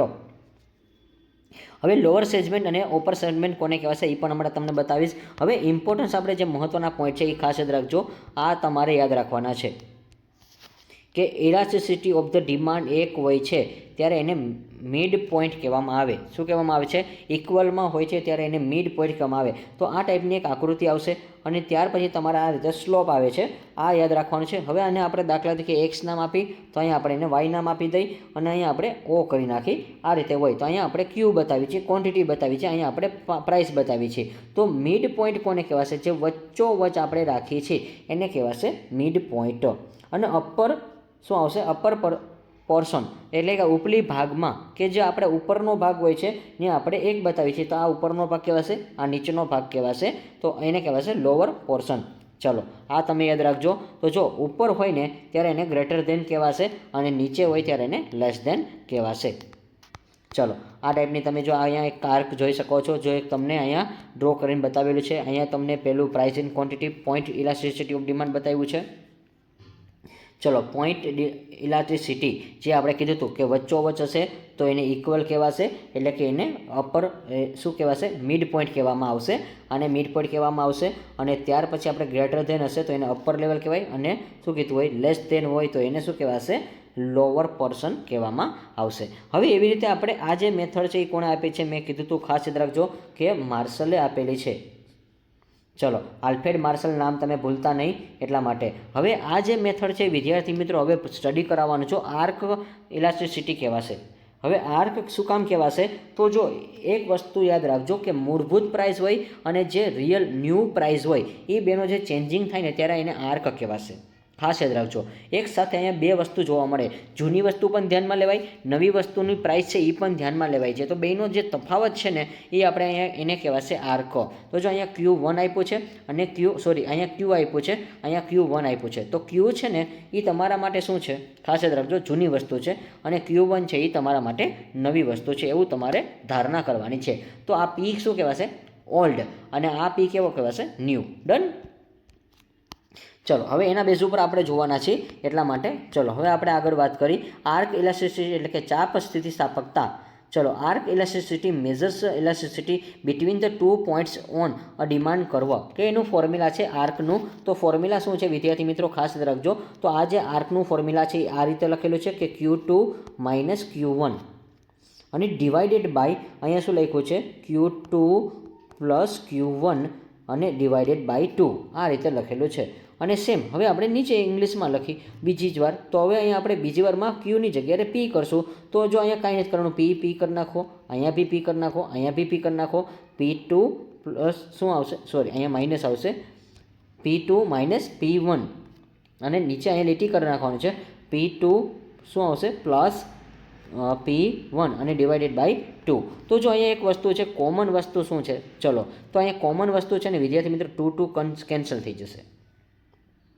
2 શું થઈ જશે કેન્સલ. એટલે આ જે ફોર્મ્યુલા છે બેઠું જે મેં અહીંયા લખ્યું છે Q2 minus Q1 divided by Q2 plus Q1. એટલે જે Q2 છે ને એ આપણી નવી વેલ્યુ છે ને Q1 છે એ કેવી છે મૂળભૂત છે એટલે કે ઓરિજિનલ પ્રાઇસ છે. તો આ જૂની વેલ્યુ છે આ નવી વેલ્યુ છે. ડન. ચલો સેમ હવે આ જે છે આપણે છેદનો અંશ છે એ ક્યાં વહી જશે અંશ છે એ છેદમાં વહી જશે અને છેદ ક્યાં વહી જશે અંશમાં. ચલો તો આ જે છેદવાળી વસ્તુ છે આપણે પ્લસવાળી છે એ ઉપર લઈ લેશું અને આ નીચે આપણે લઈ લેવાની છે. ચલો તો આ રીતે ફોર્મ્યુલા આપણે આ બને છે. આ ખરેખર એનું આપણે ફોર્મ્યુલા ધ્યાનમાં રાખવાનું છે. આ શક્યતા ઓછી હોય છે એટલા માટે. ચલો ડન. તો ચલો આ બધા લોકોને આવડી ગયું હશે ફેરવતા. અને હા ક્યારેક આવી રીતે ક્વેશ્ચન આપે છે તો બદલતા આપણને આવડવું જોઈએ. આ ક્વેશ્ચનમાં પૂછાઈ શકે છે એટલા માટે. તો કાંઈ નહીં 2 કેન્સલ થઈ જશે અને આ જે P1 ને P2 છે એ ક્યાં વહી જશે છેદમાં અને આ જે છેદવાળી વસ્તુ ક્યાં વહી જશે અંશમાં. બસ આટલું યાદ રાખો એટલે તમારું ફોર્મ્યુલા આવડી જશે. અને બધા લોકોને જો ફોર્મ્યુલા આવડી જ જાય એવું છે કાંઈ નથી ફોર્મ્યુલામાં જો કાંઈ ન કરાય 4 વાર Q લખી નખાય Q ઉપર શું કરાય માઇનસ, નીચે શું કરાય પ્લસ. એટલે અહીંયા શું કરાય 2 2 1 1 થઈ ગયું અને મલ્ટિપ્લિકેશન P ડિવાઇડેડ બાય શું કરાય છે તો કે અહીંયા આપણે ઉપર પ્લસ કરશું કારણ કે અહીંયા પ્લસ છે તો એની ક્રોસ એન્ટ્રી કરવાની છે તો અહીંયા પ્લસ થઈ જશે અહીંયા માઇનસ થઈ જશે. બસ 2 2 1 1 ડન. આ ફોર્મ્યુલા તમને યાદ રહી જશે વિદ્યાર્થી મિત્રો. આર્ક ઇલાસ્ટિસિટીનું ડિમાન્ડનું ફોર્મ્યુલા હતું. ચલો આ ફોર્મ્યુલા યાદ રાખવા માટે હું તમને પ્રેક્ટિકલ સમજાવું છું અને તમને ડેફિનેટલી યાદ રહી જશે. તો જો અહીંયા આપણે P1 ને Q1નો મિનિંગ જોશું તો રિપ્રેઝન્ટેશન ધ ઓરિજિનલ પ્રાઇઝો મૂળ કિંમતે બતાવવામાં આવે છે અને ન્યૂ પ્રાઇસ કોને કહેવાય છે આપણે 2 નંબર આપ્યો છે E. ડન. ચલો હવે આપણે અહીં કીધું છે ડિમાન્ડ કરવો એટલે કે 2 પોઈન્ટ વચ્ચે ઇલાસ્ટિસિટી માપવામાં આર્ક ઇલાસ્ટિસિટીનો ઉપયોગ થાય છે કે માંગ વક્રને 2 બિંદુઓ વચ્ચે જ્યારે આપણે 2 બિંદુ હોય છે તેની સ્થિતિસ્થાપકતા માપવા માટે આર્કનો ઉપયોગ થાય છે. આર્ક સ્થિતિસ્થાપકતાનો ઉપયોગ કરવામાં આવે છે. ચલો વિદ્યાર્થી મિત્રો અને હા આ આપણે જોવા જઈએ તો અહીંયા આપણે જો Q કીધું છે એટલે જૂની કહેવાશે. અહીંયા આપણે Q1 છે બંધ. દાખલા તરીકે જો આપણે અહીંયા 1 દીધું હોત ને અને અહીંયા આપણે માની લો કે 2 નંબર આપ્યો હોત તો અહીંયા આપણે આ જૂનું કહેવાય તો આ નવું કહેવાશે. ડન. ચલો નંબર 10 આપણે પોઈન્ટ 6 છે. નંબર 10 ઇમ્પોર્ટન્ટ પોઈન્ટ છે કે degree of the price elasticity ભાવ સ્થિતિસ્થાપકતાની ડિગ્રી એટલે કે પ્રાઇસની જે ડિગ્રી છે એ પરફેક્ટલી ઇન ઇલાસ્ટિસ્ટ. જો અહીંયા પરફેક્ટ કીધું છે ઇન ઇલાસ્ટિક. હવે કે શું કીધું છે elasticity of the demand is equal કીધું છે અને અહીંયા કીધું છે શું આવશે એને ઇન્ફિનિટિવ કહેવાશે ઇક્વલ ઇન્ફિનિટિવ. કે demand does not the response to price કે માંગ છે એ કિંમતને પ્રતિભાવ એટલે કે ફેરફાર આપતી નથી. તો જો આવું બને છે કે ડિગ્રી ઓફ પ્રાઇસ ઇલાસ્ટિસિટી ક્યારેક શું થાય છે કે માંગ છે એમાં કોઈ પણ પ્રકારનો ફેરફાર ન થાય તો આપણે જે ઇલાસ્ટિસિટી છે તો એમાં પણ આપણને કોઈ જાતનો ચેન્જિંગ જોવા મળતો નથી. તો જો આવા પોઈન્ટ તમે યાદ રાખી શકો છો એટલા માટે. પછી આપણે આવશે રિલેટિવલી એટલે કે એને કહેવાશે ઇનઇલાસ્ટિસિટી. હવે જો આ બંને ઇનઇલાસ્ટિસિટી છે પણ રિલેટિવલીમાં શું કીધું છે કે એમાં લેસ દેનની વાત કરી છે. નેગેટિવ પોઈન્ટ કીધો છે કે percentage change in the demand, કે પર્સન્ટેજની કિંમતમાં જો ફેરફાર થાય એટલે માંગમાં જો ટકાવારીમાં ફેરફાર થાય તો percentage change in the price કે કિંમતમાં પણ ફેરફાર જોવા મળે છે. તો જો આ બંને પોઈન્ટ મેં જે કરાવ્યા ને એ બંને પોઈન્ટમાં એક વસ્તુ યાદ રાખજો કે અહીંયા જે પરફેક્ટ ઇનઇલાસ્ટિસિટી કીધું છે તેમાં ઇક્વલની વાત કરે છે, નો ચેન્જ નો પ્રોફિટ એવું કીધું છે. અને ત્યાર પછી રિલેટિવલી કીધું છે એમાં આપણને શું કીધું છે, લેસ દેનની વાત કરે છે. ઇનઇલાસ્ટિસિટીની જ વાત કરે છે કે ઇનઇલાસ્ટિસિટી હોય ત્યારે કોઈ જાતનો ફેરફાર થાય નહીં. અમુકનો શું થશે, કિંમતમાં પણ ઘટાડો થશે તો માંગમાં પણ ઘટાડો થશે, એવું મેં ઓલરેડી આગળ પણ કીધું હતું એટલા માટે. પછી હવે યુનિટરી એટલે વિદ્યાર્થી મિત્રો ઇક્વલ હોઈને એવું કહેવાશે કે percentage change in the demand, કે માંગમાં જો ટકાવારી ફેરફાર થાય છે તો એટલી જ ફેરફાર ટકાવારી કેમાં થાય છે, કિંમતમાં પણ ફેરફાર થાય છે. તો એના માટે આવશે ઇક્વલ, કે યુટિટરી ઇલાસ્ટિસિટીનો મિનિંગ શું છે, ઇક્વલ છે. જેટલો વધારો એટલો જ આપણને શું થશે કે જેટલી ડિમાન્ડ વધશે એટલી જ પ્રાઇસ પણ વધશે. હવે આવશે રિલેટિવલી ઇલાસ્ટિસિટી. જો અહીંયા પણ 3 નંબર ને 2 નંબરને ખાસ જોજો, 2 નંબર અને 4 નંબર. તો જો અહીંયા ઇનઇલાસ્ટિસિટી છે, જો એક જ વર્ડનો ફેરફ છે, અહીંયા ઇન શબ્દ છે, ઇન શબ્દ હોય ત્યારે લેસ ધેન કહેવાશે, અને હા ખાલી ઇલાસ્ટિસિટી ડિમાન્ડ હશે ને ત્યારે એને ગ્રેટર ધેન કહેવાશે. તો જો હવે અહીંયા એનો મતલબ એવો છે કે જો માંગમાં વધારો થશે તો પ્રાઇસમાં પણ વધારો થવાનો છે, તો એને શું કહેવાશે, રિલેટિવલી ઇલાસ્ટિસિટી એટલે પ્રાઇસ કહેવાશે. એટલે કે જો પ્રાઇસમાં વધે છે તો ડિમાન્ડ વધે છે તો પ્રાઇસ પણ વધે છે. અને પરફેક્ટ ઇલાસ્ટિસિટી એટલે કે જે પહેલા નંબરનો પોઈન્ટ હતો ને એને ધ્યાનમાં રાખવાનો છે. જે ઇન્ફિનિટી વાળો પોઈન્ટ હતો ને એને ધ્યાનમાં રાખીને નંબર 5 કરીએ આપણે, કે 0 કીધું છે કે a very small price change in can cause an extremely large change in the quantity demand. ભાવમાં ખૂબ જ નાના ફેરફાર માંગના જથ્થામાં ખૂબ જ મોટા ફેરફાર લાવી શકે છે એટલા માટે. ડન. હવે આપણે 11 નંબરનો પોઈન્ટ કરશું, રિલેશનશિપ બિટવીન ધ. હવે મેઇન ટોપિક જો હવે ખરેખર અહીંથી પણ પૂછાય એવો ક્વેશ્ચન આવશે, AR અને MR. ઘણા લોકોને આ સમજાતું જ નથી વોટ ઇઝ AR અને MR હોય છે. તો આપણે એને ડીપમાં સમજો, એકચ્યુઅલ ખાસ જોવાના છે. ચલો તો એકચ્યુઅલમાં આપણે આ બધું છે કમ્પ્લીટ કરશું, કોઈ આપણે કટકાઉટ નહીં કરી. ચલો AR અને એટલે કે અહીંયા આપણે માર્જિનલની વાત કરવાના છીએ રેવન્યુ વિશે. ચલો તો આપણે ડીપમાં આપણે અભ્યાસ કરશું એટલે જેથી કરીને પ્રોબ્લેમ ન પડે. ચલો એવરેજ રેવન્યુ અહીંયા વાત કરશું અને માર્જિનલ રેવન્યુ વચ્ચેનો જે સંબંધ છે એ જોવાના છે. તો એવરેજ રેવન્યુનું ફોર્મ્યુલા શું છે, એવરેજ રેવન્યુ. ચલો એવરેજ રેવન્યુ છે એ સરેરાશ આવક કહેવાશે. જો એના ફૂલ ફોર્મ નામ લખ્યા છે, ARનો મિનિંગ શું છે, એવરેજ રેવન્યુ એટલે કે સરેરાશ આવક. એમાં આવશે TR ના છેદમાં Q એટલે જથ્થો, ખાસ યાદ રાખજો, Q એટલે ક્વોન્ટિટી. હવે અહીંયા TR, તો TRનો મિનિંગ આવશે, T એટલે ટોટલ થશે, અને રેવન્યુ ટોટલ રેવન્યુ કે જે આપણો કુલ ખર્ચ છે એ કુલ આવક, તો કુલ આવકના છેદમાં આપણે ક્વોન્ટિટી લેવાની છે. ખાસ યાદ રાખજો કે ખાસ તમે આ ફોર્મ્યુલા યાદ રાખજો કે એકચ્યુઅલ રેવન્યુનું ફોર્મ્યુલા શું છે, TR ના છેદમાં Q. ડન. એકચ્યુઅલ રેવન્યુનું ફોર્મ્યુલા બધાને આવડી ગયું, મીન્સ કે એવરેજ રેવન્યુનું ફોર્મ્યુલા બધાને આવડી ગયું છે.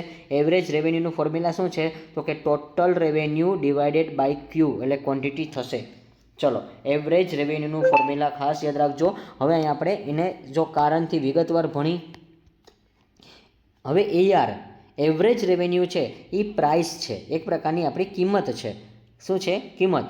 તો બીકોઝ ટોટલ રેવન્યુ કે એને કારણે આવકમાં પણ ફેરફાર થશે. હમણાં એક્ઝામ્પલ આપીશ ને એટલે વધારે આઈડિયા આવશે. હવે એટલે અહીંયા તમારે શું કરવાનું છે કે આ જો તમારે ટોટલ રેવન્યુ જે શોધવો છે ને એ કઈ રીતે શોધાશે. જો આવું ક્યારેક પૂછે કે TR કઈ રીતે ફાઇન્ડ આઉટ થાય, તો TR છે એમાં પ્રાઇસ અને ક્વોન્ટિટી આ બેનું મલ્ટિપ્લિકેશન કરવાનું. શું કરવાનું કે P મલ્ટિપ્લિકેશન Q, પ્રાઇસ અને ક્વોન્ટિટી છે આ બેનું તમારે પહેલાં મલ્ટિપ્લિકેશન કરવાનું અને ડિવાઇડેડ બાય Q કરવાનું છે. Q એટલે ક્વોન્ટિટી, જો અહીં ડિવાઇડેડ બાય Q આ રીતે આપેલું છે કે પહેલાં શું કરવાનું છે, P અને Qનો ગુણાકાર કરવાનો છે. Q વડે ભાગવામાં જે આવે છે એને કહેવાશે AR, એવરેજ રેવન્યુ. હવે average revenue is equal two શું છે, એક પ્રકારનો પ્રોફિટ જ કહેવામાં આવે છે. જો P એટલે પ્રોફિટ થશે, શું થશે, જો ફૂલ ફોર્મ નામ યાદ રાખજો, AR is equal two P એટલે પ્રોફિટ જ થશે. હવે ઇમ્પોર્ટન્સ એક્ઝામ પોઈન્ટ કીધો છે કે AR is equal to a price. Average revenue શું કીધું છે? તો ડિયર સ્ટુડન્ટ્સ અહીંયા તમને શું કીધું છે કે એ એવરેજ રેવન્યુ છે ઇક્વલ ટુ અ પ્રાઇઝ, કે બંને એક સરખા જ કહેવામાં આવે છે. ખાસ યાદ રાખજો કે કિંમત બરાબર એટલે કે પી છે ને કોના બરાબર છે? Average revenue. ચલો એવરેજ તમને ખબર પડી ગઈ છે. એવરેજ રેવન્યુ કોને કહેવાય છે? એવરેજ રેવન્યુનું ફોર્મ્યુલા આપણે જોયું હતું વિદ્યાર્થી મિત્રો. ચલો ડન.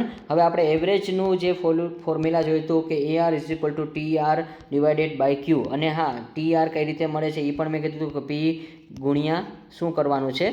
T અને ડિવાઇડેડ બાય Q ક્વોન્ટિટી કરવાનું છે. ચલો હવે આપણે માર્જિનલ વિશે ભણશું. સીમાંત આવક કોને કહેવાશે? વિદ્યાર્થી મિત્રો અહીંયા ઘણા લોકોને પ્રોબ્લેમ પડે છે. ચલો માર્જિનલ વિશે પણ તમારો કન્સેપ્ટ દૂર કરી દઈશ.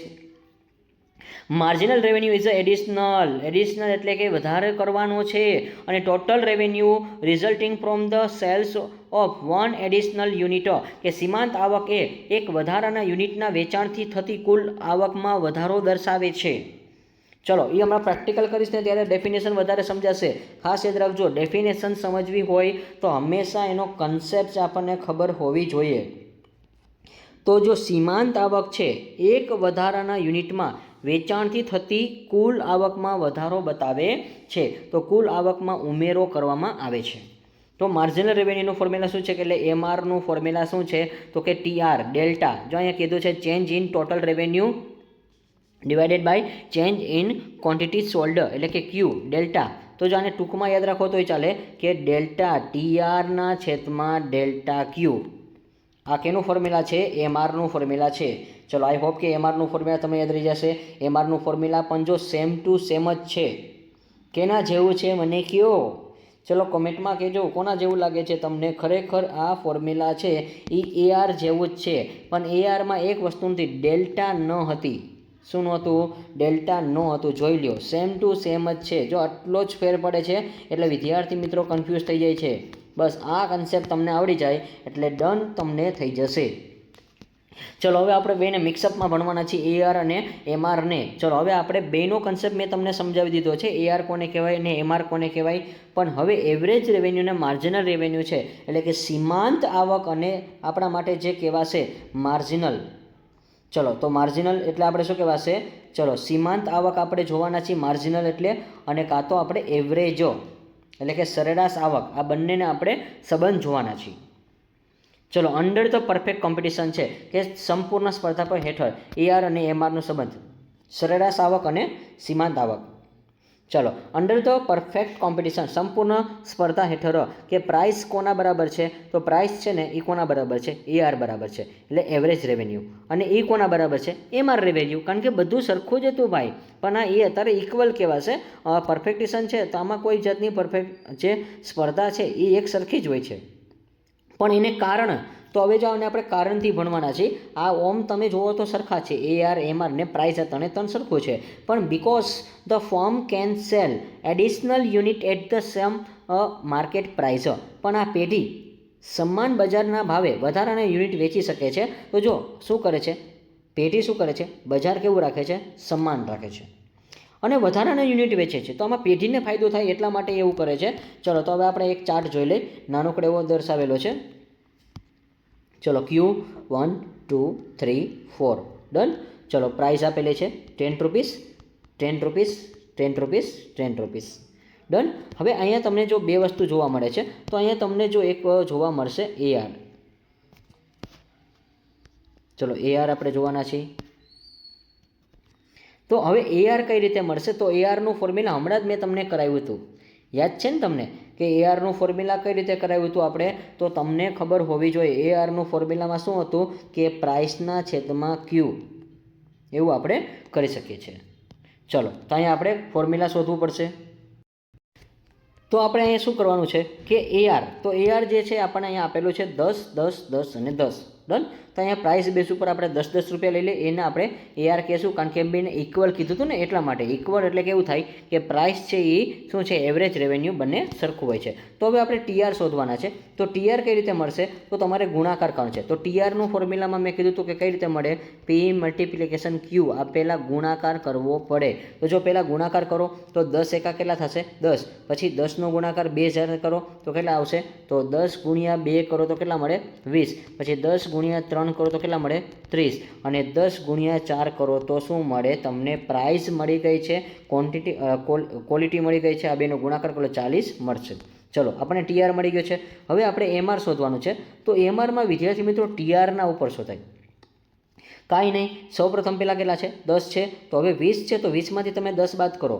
ચલો 20માંથી તમારે ઉપલી કિંમત બાદ કરવાની છે એટલે તમને શું મળે 10. હવે એવી રીતે તમે 30માંથી 20 બાદ કરો એટલે કેટલા મળે 10 અને 40માંથી તમે 10 માઇનસ કરો એટલે તમને મળે એમઆર. ડન. તો એના પ્રેસ પ્રમાણે આપણે જવાનું હતું. આ એક એક્ઝામ્પલ છે. એક્ઝામ્પલ તમને શક્યતા બહુ ઓછી રહેશે પૂછવાની, ટેન્શન ન લેતા.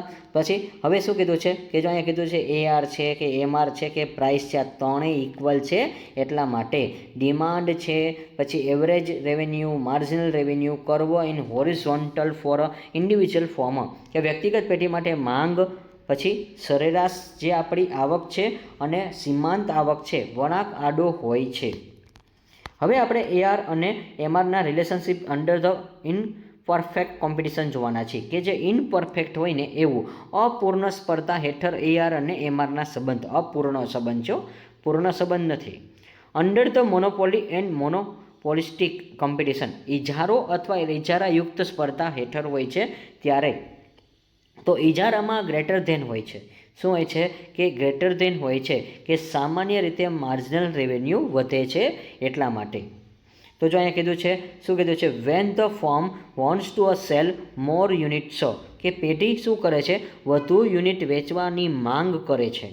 Generally has to reduce price પણ તેને સામાન્ય રીતે કિંમત ઘટાડવી પડે છે. એટલે ખાસ યાદ રાખજો કે એઆર શું કીધું છે એઆર ગ્રેટર ધેન એમઆર કે જો ભાવ ઘટશે ને તો સામે માંગમાં છે આપણું વેચાણ વધશે. જો અહીં કીધું છે વેચાણ વધુ થાય તો વેચાણ ક્યારે વધુ થાય છે જ્યારે આપણે કિંમત ઘટાડી ત્યારે. ચલો નેક્સ્ટ એના પછી પરફેક્ટમાં શું કીધું છે પ્રાઇસ ઘટે છે તો એઆર છે એ ઘટવાની શક્યતા પણ રહે છે. પછી શું કીધું છે હવે MR falls faster than AR કે એમઆર એટલે કે માર્જિનલ રેવન્યુ છે એ એવરેજ રેવન્યુ કરતાં ઝડપથી પણ ઘટવાની શક્યતા હોય છે. એટલે એક વસ્તુ યાદ રાખજો, જો એક અહીંયા ચાર્ટ દોરું છું તમારા માટે. હવે દાખલા તરીકે માની લો કે આ એઆરનો કર્વ છે ને તો આ એઆરનો કર્વ ઘટશે ને તો હંમેશા યાદ રાખજો એમઆરનો કર્વ એનાથી ઘટવાનો જ છે. એક વસ્તુ યાદ રાખજો, જેટલો એઆર ઘટશે ને એટલું એમઆરએ ઘટવાનું છે. દાખલા તરીકે જો એઆર વધશે ને તો પછી એમઆરએ વધવાનું છે. એક વસ્તુ આ તમે ખાસ યાદ રાખજો, એઆર અને એમઆરનો બેનો ડિફરન્સ મોસ્ટ ઇમ્પોર્ટન્ટ છે એટલા માટે. એટલે ખાસ કારણ કે આ ઇક્વલ જ હોય છે એટલા માટે. પણ આ પહેલો ફેરફાર છે ને એ એઆરમાં થશે. એઆરમાં જો આટલો ફેરફાર થશે ને તો એટલો જ ફેર કોનો કરવાનો છે એમઆરનો થવાનો છે. થોડુંક એનાથી વધુ થશે. ડન. ચલો હવે અહીંયા માર્જિનલ જો કીધું છે revenue curve is a line below the AR curve કે એમઆર કર્વ અને એઆર કર્વની નીચે જ હોય છે. જો કીધું એઆર કર્વની નીચે કોણ હોય છે એમઆર કર્વ જોવા મળે છે. જો હંમેશા યાદ રાખજો કર્વ હંમેશા નીચે જ હોય છે કારણ કે જો દાખલા તરીકે આ મેં શું દોર્યો છે એઆર તો એની જ નીચે જવાનો છે કોણ એમઆર. ડન. આ આઈ હોપ કે તમને હવે ખબર પડી ગઈ છે કે એઆર જેટલો ઘટશે ને એનાથી જ વિરુદ્ધ શું થશે કે એની જ નીચે નીચે એમઆર પણ ઘટવાનો છે એટલા માટે. તો આ જે ટોપિક હતો એ ટોપિકનું નામ શું હતું તો કે એને કહેવાશે ઇનપરફેક્ટ કોમ્પિટિશનો. અત્યારે મેં તમને જે ભણાવી છે એ ઇમ્પરફેક્ટ છે. આ જે 14મો પોઈન્ટનું નામ હતું એટલા માટે. ચલો relationship between the elasticity of the MR. હવે આપણે ઇલાસ્ટિસિટીનો જે આપણે સંબંધ જોવાના છે એમઆર સાથે, માર્જિનલ રેવન્યુ સાથે. ચલો તો એમાં યુઝિંગ ધ પ્રાઇસ એનું ફોર્મ્યુલા શું છે કે માર્જિનલ રેવન્યુ બરાબર તો પી કાઉન્સમાં શું લખ્યું છે 1 - 1/E અને ત્યાર પછી એને લખ્યું છે એવરેજ રેવન્યુનું ફોર્મ્યુલા. તો એવરેજ રેવન્યુમાં શું કીધું છે એઆર ઇઝ ઇક્વલ ટુ પી છે. એ તો આપણે ભણ્યા હતા કે એઆર છે એમઆર છે અને પી છે ત્રણે એક જ છે. તો એ એમઆરનું ફોર્મ્યુલા શું છે તો એમઆરનું ફોર્મ્યુલા છે કે અહીંયા એઆર મલ્ટીપ્લાઇડ શું કરવાનું છે ઈ એટલે ટૂંકમાં અહીંયા ગુણાકાર કર્યો છે કે E1 અને ડિવાઇડેડ બાય E. ચલો ઇલાસ્ટિસિટી કહેવાશે. હવે અહીંયા તમને જો ટૂંકું આ યાદ રાખજો કે માર્જિનલ રેવન્યુ છે એટલે સીમાંત આવક છે, એવરેજ રેવન્યુ સરેરાશ આવક છે અને પ્રાઇસ ઇલાસ્ટિસિટી ઓફ ડિમાન્ડ માંગની કિંમતની સ્થિતિસ્થાપકતા તો હવે જ્યારે પોઝિટિવ ક્યારે કહેવાશે? જ્યારે હંમેશા ગ્રેટર ધેનમાં હોય છે ત્યારે પોઝિટિવ કહેવાય, ઇક્વલ હોય ત્યારે એને શું કહેવાશે? યુનિટરી પણ કહેવામાં આવશે. ખાસ યાદ રાખજો, યુનિટરી પણ કહેવાય છે. અને જ્યારે શું કીધું હોય છે કે લેસ ધેનમાં હોય છે ત્યારે એને નેગેટિવ કહેવામાં આવે છે.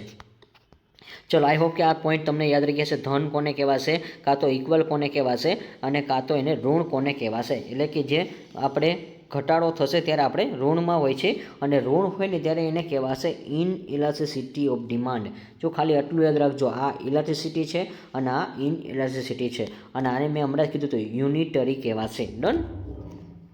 ચલો, આઈ હોપ કે આ તમારા ટોપિક છે મેં કમ્પ્લીટ કરી દીધો છે. અને વિદ્યાર્થી મિત્ર, અહીંયા તમને કાંઈ બી ડાઉટ સોલ્વ હોય તો તમે કોમેન્ટમાં ખાસ જાણ કરીને ઇન્ફોર્મ કરજો. અને હા, વન શોર્ટ રિવિઝન છે વિદ્યાર્થી મિત્રો. હવે આ તમે જે ટોપિક ભણ્યા 15 એ 15ને તમારે વન શોર્ટ રિવિઝન કરવાનું છે.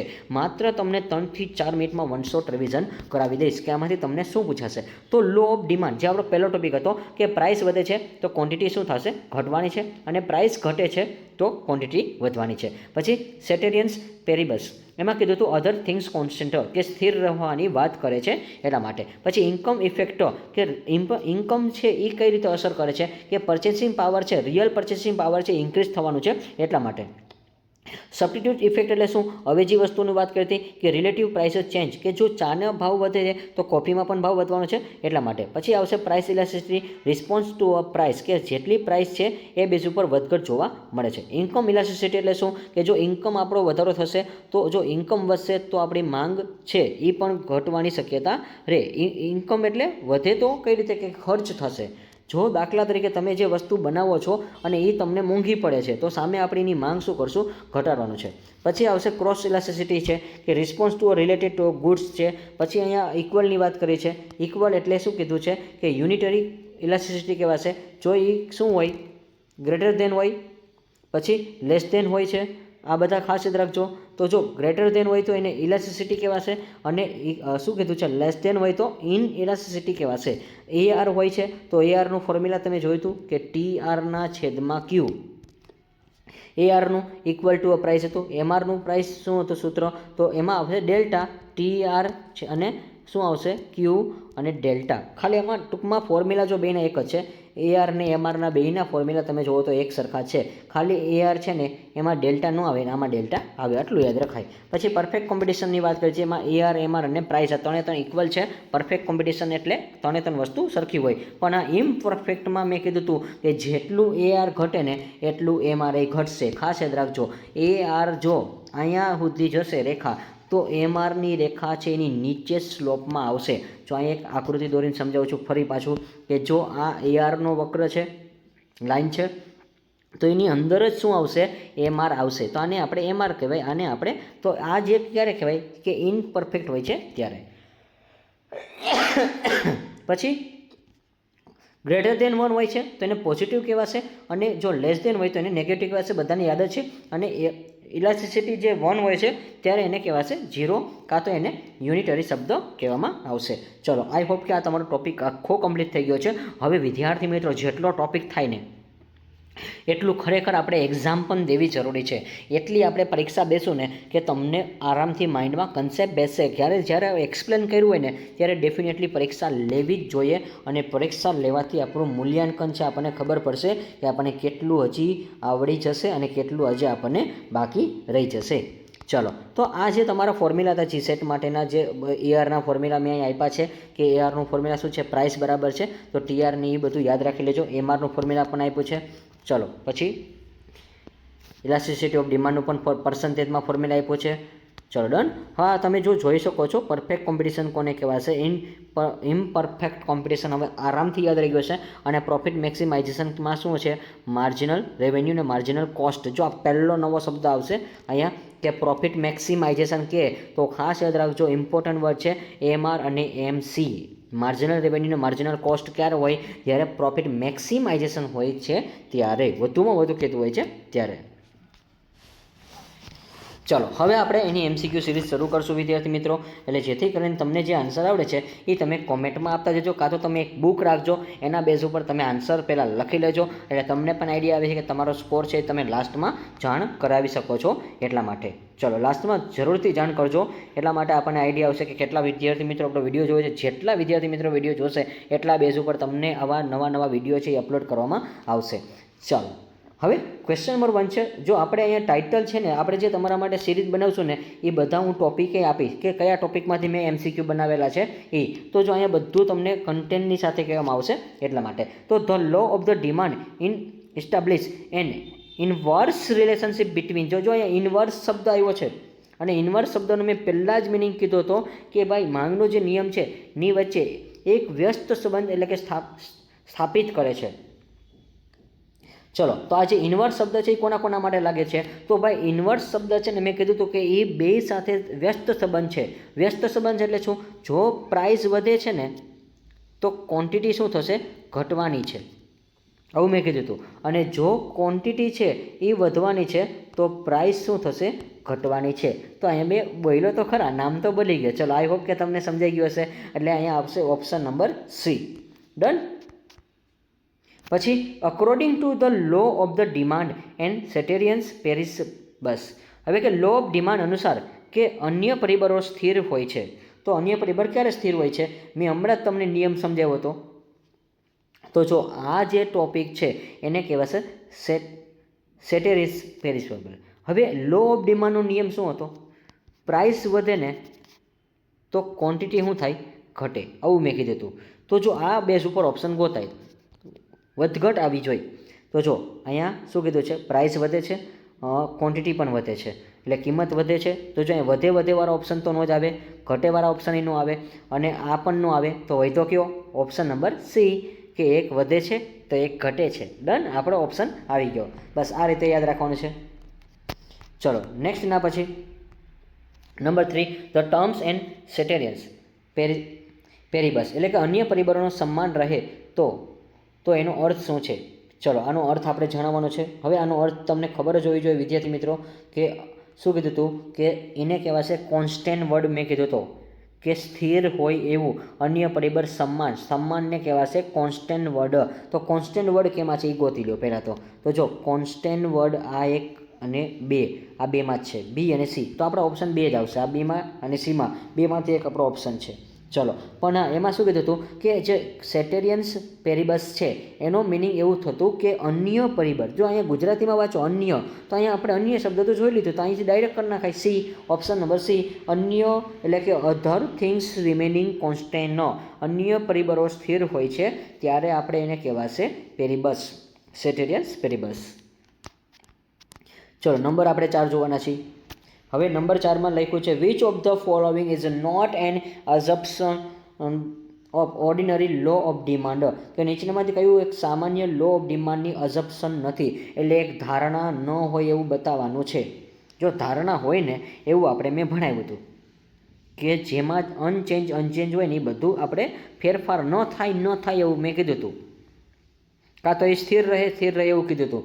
ડન. તો જો અહીંયા જુઓ શું લખ્યું છે? કન્ઝ્યુમર ઇન્કમ રિમેનિંગ અનચેન્જ, કોઈ ફેરફાર થતો નથી. અનચેન્જ, કોઈ ફેરફાર થતો નથી. પછી પ્રોફિટ છે તો પ્રાઇસ છે એમાંય કોઈ પણ પ્રકારનો ફેરફાર થતો નથી.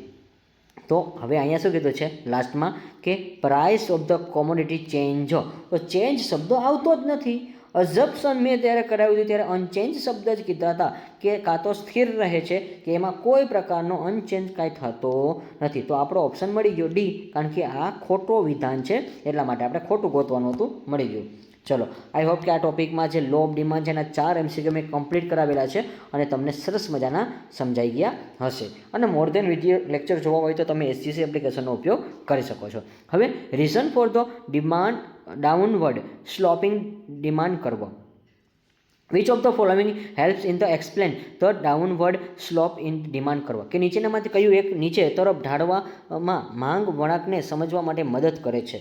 ચલો તો આપણે એના માટે આપણે જે ઢાળવાની વાત કરે છે કે આપણે જે ગ્રાફ્સ છે એ નીચે લઈ જવાની વાત કરે છે. તો જો એ નીચે ક્યારે જાય?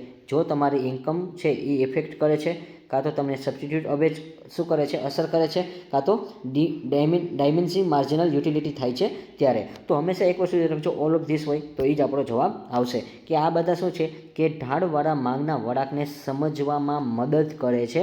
એટલા માટે ઇન્કમ હોય તોય ભલે, સબસ્ટિટ્યૂટ હોય તોય ભલે, ડાયમેન્સિંગ માર્જિનલ યુટિલિટી હોય તોય ભલે, આપેલ તમામ. ચલો, અ ફોલ એટલે ઘટાડવું થશે.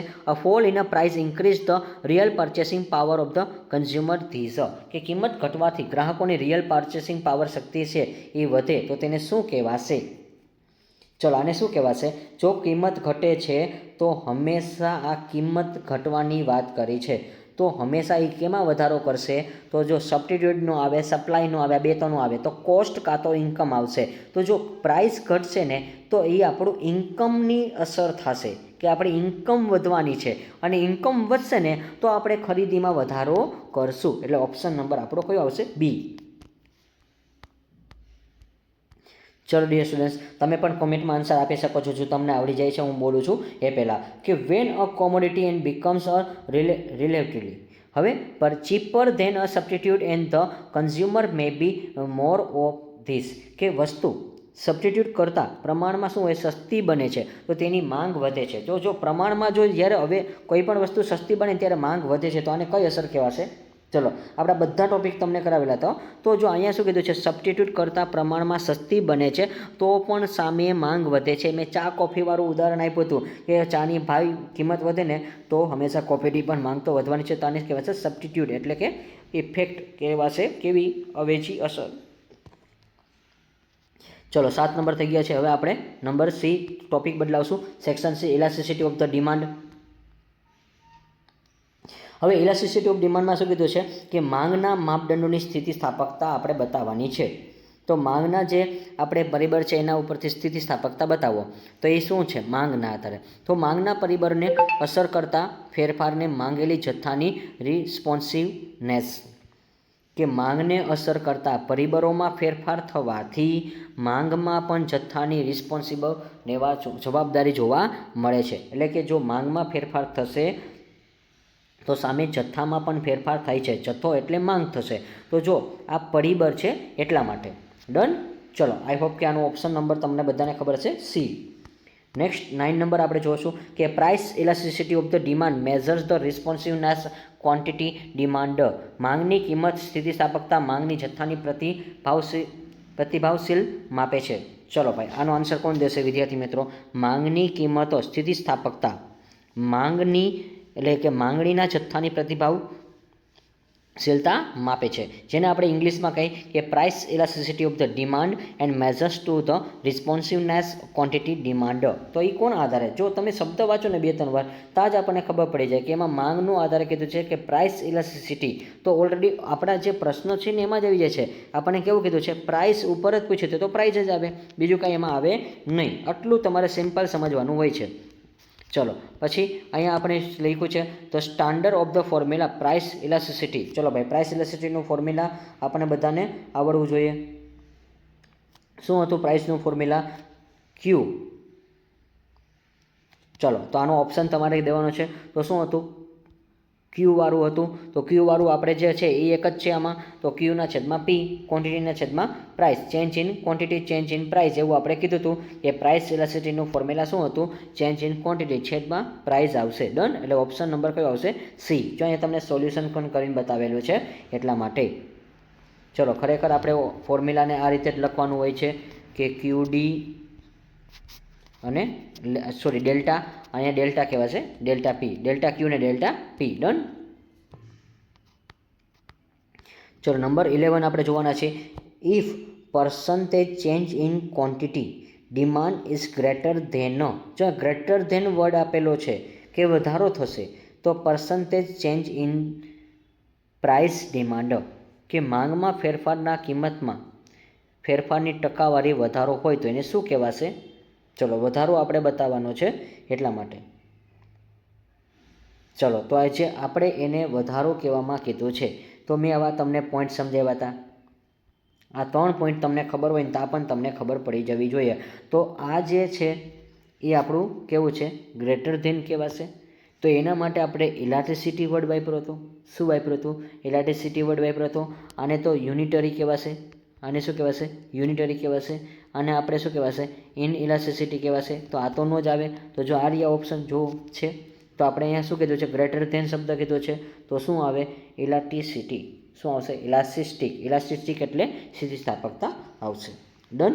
11 નંબર તમને આઈ હોપ કે આવડી ગયો હશે. જોઈને વિસ્તારપૂર્વક અહીંયા આપણે બતાવેલું છે, જોઈ લ્યો. જો બધા આપણે સોલ્યુશન નિરાતે જ કરશું, ભલે ટાઈમ બગડે, પરંતુ કન્સેપ્ટ આપણો મજબૂત થવો જોઈએ. If the elasticity of the demand is equal two 1 demand, કે ઇલાસ્ટિસિટી જો 1 હોય છે તો ડિમાન્ડ કેવી હોય છે? તો હમણાં મેં સમજાવ્યું હતું ભાઈ, બરાબર હોય ને ત્યારે હંમેશા શું કરાય?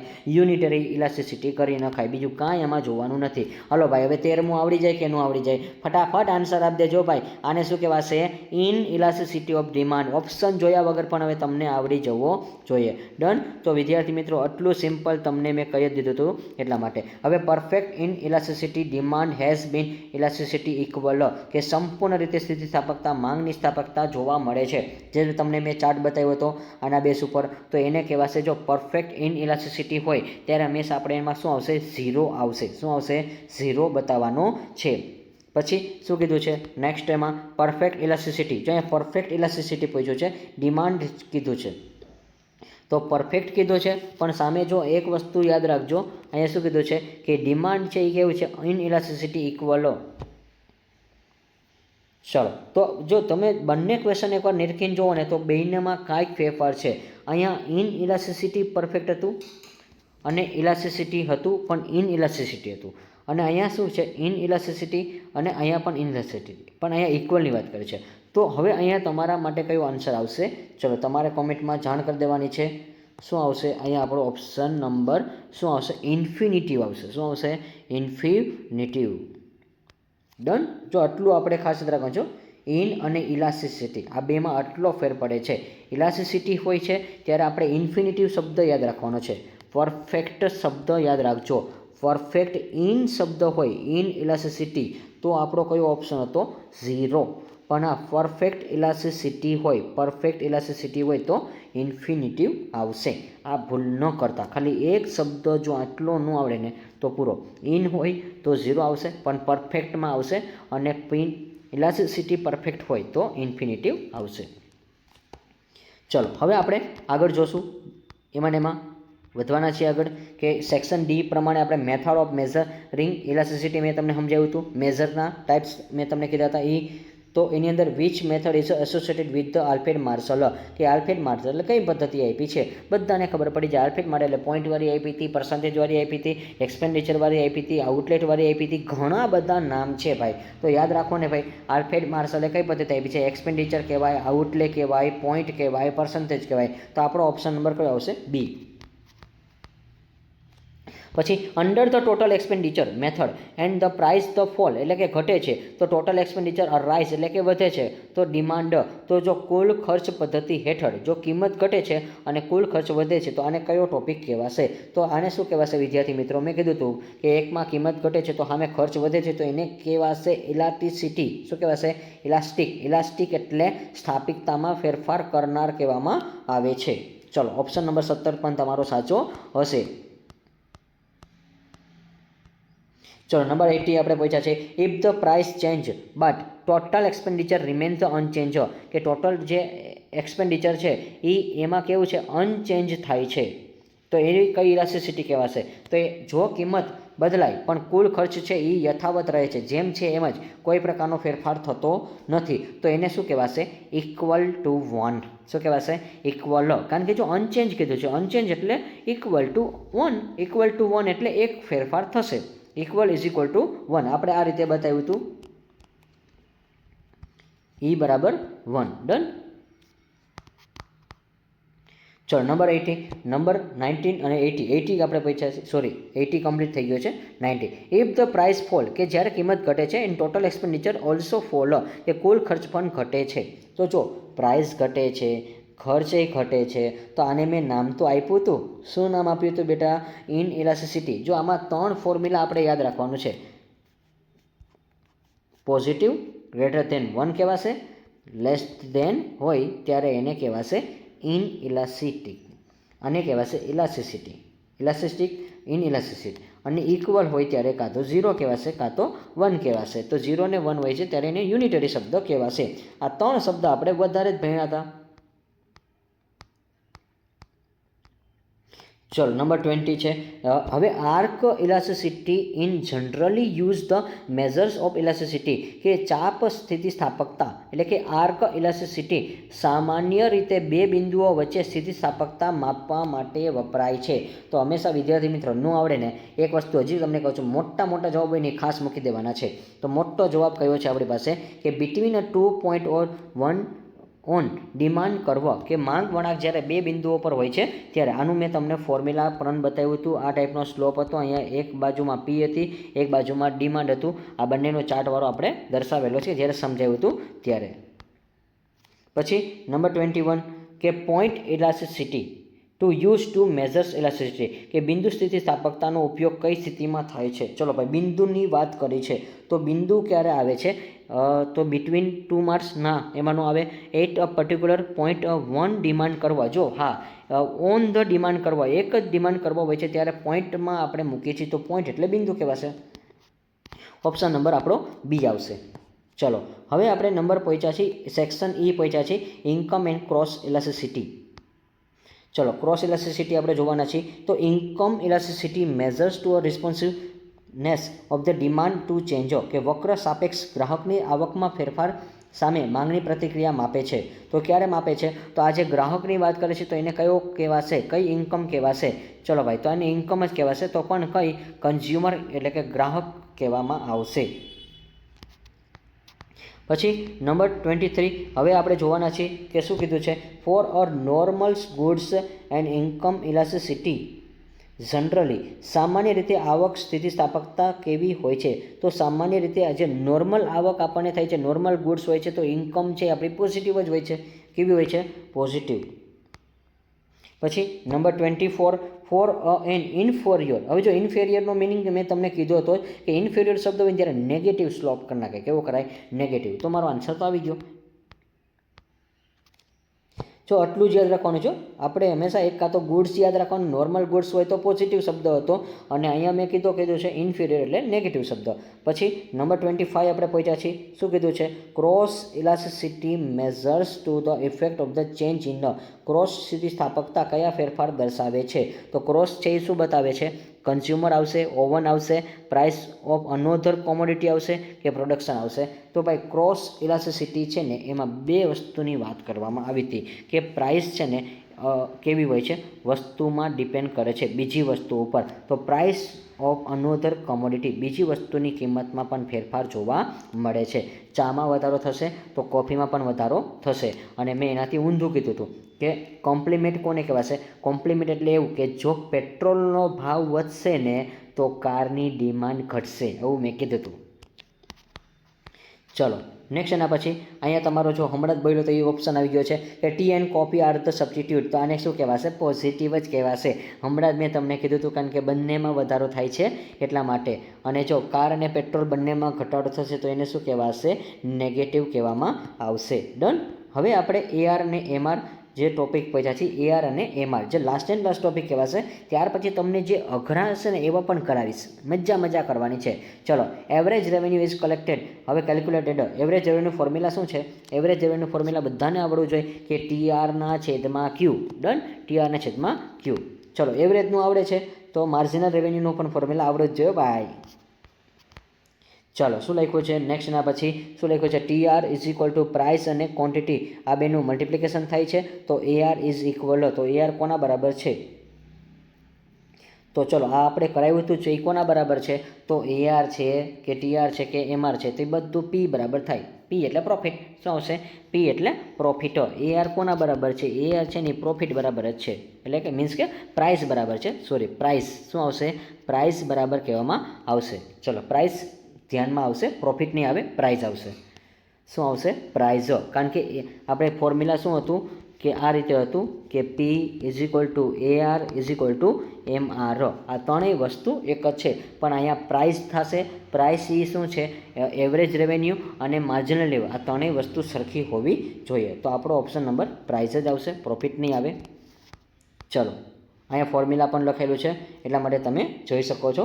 અને એ શું કામ આવે છે? તો વિદ્યાર્થી મિત્રો, જો હજી બીજી કન્ટેન્ટ રીતે કરવું હોય તો કરી શકો છો કે પી મલ્ટિપ્લિકેશન ક્યુ અને ક્યુ. તો ક્યુ કટ થઈ જશે, તો વધે શું? ખાલી પ્રાઇસ જ વધે છે. અને આપણે એક ઉદાહરણ પ્રમાણે મેં ગણતરી પણ કરાવી હતી કે 10 એકા 10, 10 દુ 20 ને એના આધારે ગણતરી શીખડાવી હતી. ચલો, નંબર 30. ચલો, માર્જિનલ રેવન્યુ. તો માર્જિનલ રેવન્યુ વિદ્યાર્થી મિત્રો, જો અહીંયા ફોર્મ્યુલા આપણે પૂછ્યું નથી, પણ આનું ફોર્મ્યુલા આપણે લખવું હોય તો શું હતું? TR/Q. આ સાચું પડે? ના, આ તો AR કહેવાય. ખાલી ડેલ્ટા કરી નાખો એટલે સાચું પડી જાય. ચલો, તો આ શું બતાવે છે? તો ટોટલ શબ્દ તો ક્યાંય આવે જ નહીં વિદ્યાર્થી મિત્રો, ખાલી કાઢી નાખો. પછી પ્રાઇસ મસ્ટ કોસ્ટ, એ પણ ન આવે, કે કિંમત બાદ ખર્ચ, ના એવું ન આવે. તો change in total revenue due to change in quantity sold, કે વેચાણની જથ્થામાં ફેરફાર થાય તો ટોટલ રેવન્યુ એટલે આવકમાં પણ ફેરફાર જોવા મળે છે. તો આપણો ઓપ્શન નંબર કયો આવશે? સી. ચલો, આ ફોર્મ્યુલા તમે નોટ ડાઉન કરતા જજો. તમારે જો આ PDF નથી લીધી તો તમારે કરવી પડશે. બને તો લખી લેજો. ચલો, પછી 31 છે. અંડર ધ પરફેક્ટ કોમ્પિટિશન કોને કહેવાશે? અંડર ધ પરફેક્ટ શબ્દ કીધો છે. તો પરફેક્ટ શબ્દ એટલે કે વિદ્યાર્થી મિત્રો, હમણાં જ 2 મિનિટ પહેલાં જ મેં લગભગ તમને આવું સમજાવ્યું હતું કે ભાઈ પી શું કીધું હતું? કે પી is equal two AR is equal two MR. આ બધા સરખા જ. હવે આને આમ લઈ લો, આને આમ ગમે ને લઈ લો ને ભાઈ, એક જ વસ્તુ થાય. તો આનો આન્સર શું આવશે? ચલો, બધા લોકો કમેન્ટમાં કહેજો answer C. Under the imperfect competition. તો ભાઈ મેં ઇમ્પરફેક્ટ કોમ્પિટિશન કીધું છે. અપૂર્ણ સ્પર્ધા સામાન્ય હોય છે. તો ઇમ્પરફેક્ટ કોમ્પિટિશન કેને કહેવાય છે? કે AR કરતાં MR વધવો જોઈએ.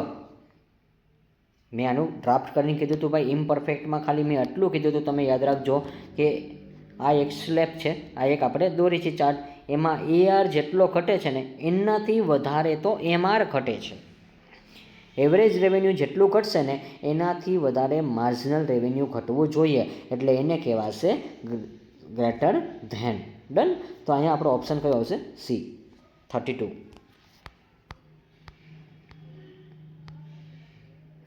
ચલો, નેક્સ્ટના પછી શું કીધું છે? Under the imperfect competition why does the MR lie below AR. અપૂર્ણ સ્પર્ધા MR અને AR કેમ નીચે રહે છે? તો એ કેમ રહે છે? મેં હમણાં જ તમને કીધું હતું કે ટુ સેલ એડિશનલ યુનિટ. કે જો ભાઈ એ એડિશનલ શબ્દો હોય ને એટલે AR ને MRમાં જ આવે, એટલું યાદ રાખો. જ્યારે એડિશનલ શબ્દ આવે ને ત્યારે માર્જિનલ રેવન્યુ અને શું આવશે? એવરેજ રેવન્યુ શબ્દ લઈ જ લેવાનો છે. તો એડિશનલ શબ્દ એટલે ઉમેરોવાળું શબ્દ હોય ને તો, કે વધુ એક એકમ વેચવા માટે સામાન્ય કિંમત આપવી પડે છે, તો એના માટે આવશે ઓપ્શન નંબર સી. ચલો, હવે આપણે ઇલાસ્ટિસિટી એન્ડ MRનું જે લાસ્ટ આપણે ટોપિક ભણ્યા હતા એ કરાવવાના છીએ. ચલો, તો એના માટે the relationship between the AR અને MR અને AR ઇલાસ્ટિસિટી, એનો સંબંધ શું છે? તો એનો સંબંધ તો મેં તમને બતાવી દીધો છે. હવે મારે કંઈ કહેવા જેવું નથી. અહીંયા જો લખ્યું છે કે AMR is equal two AR, એટલે શું આવશે? 1 - 1 ઇઝ ઇક્વલ ટુ E. આ આપણું ફોર્મ્યુલા છે.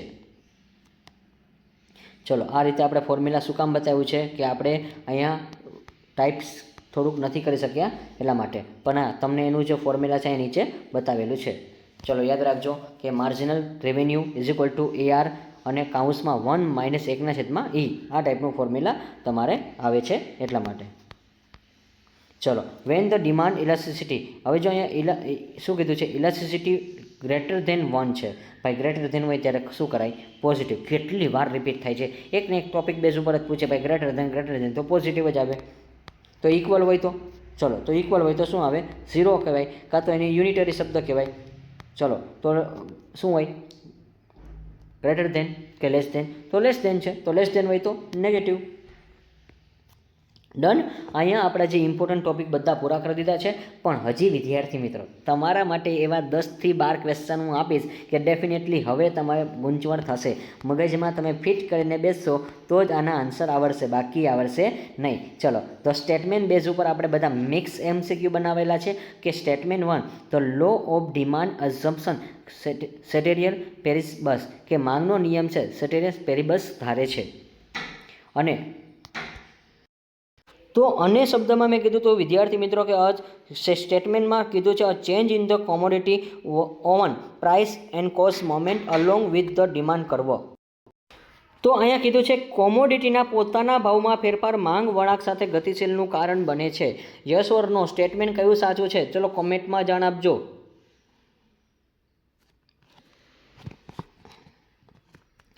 ચલો, the law of demand assumption. હા, લો ઓફ ડિમાન્ડ જ્યારે મેં કરાવ્યું હતું, જ્યારે સ્ટાર્ટિંગનો પાર્ટ હતો, પાર્ટ 1 જ, એમાં પહેલો નંબર હતો.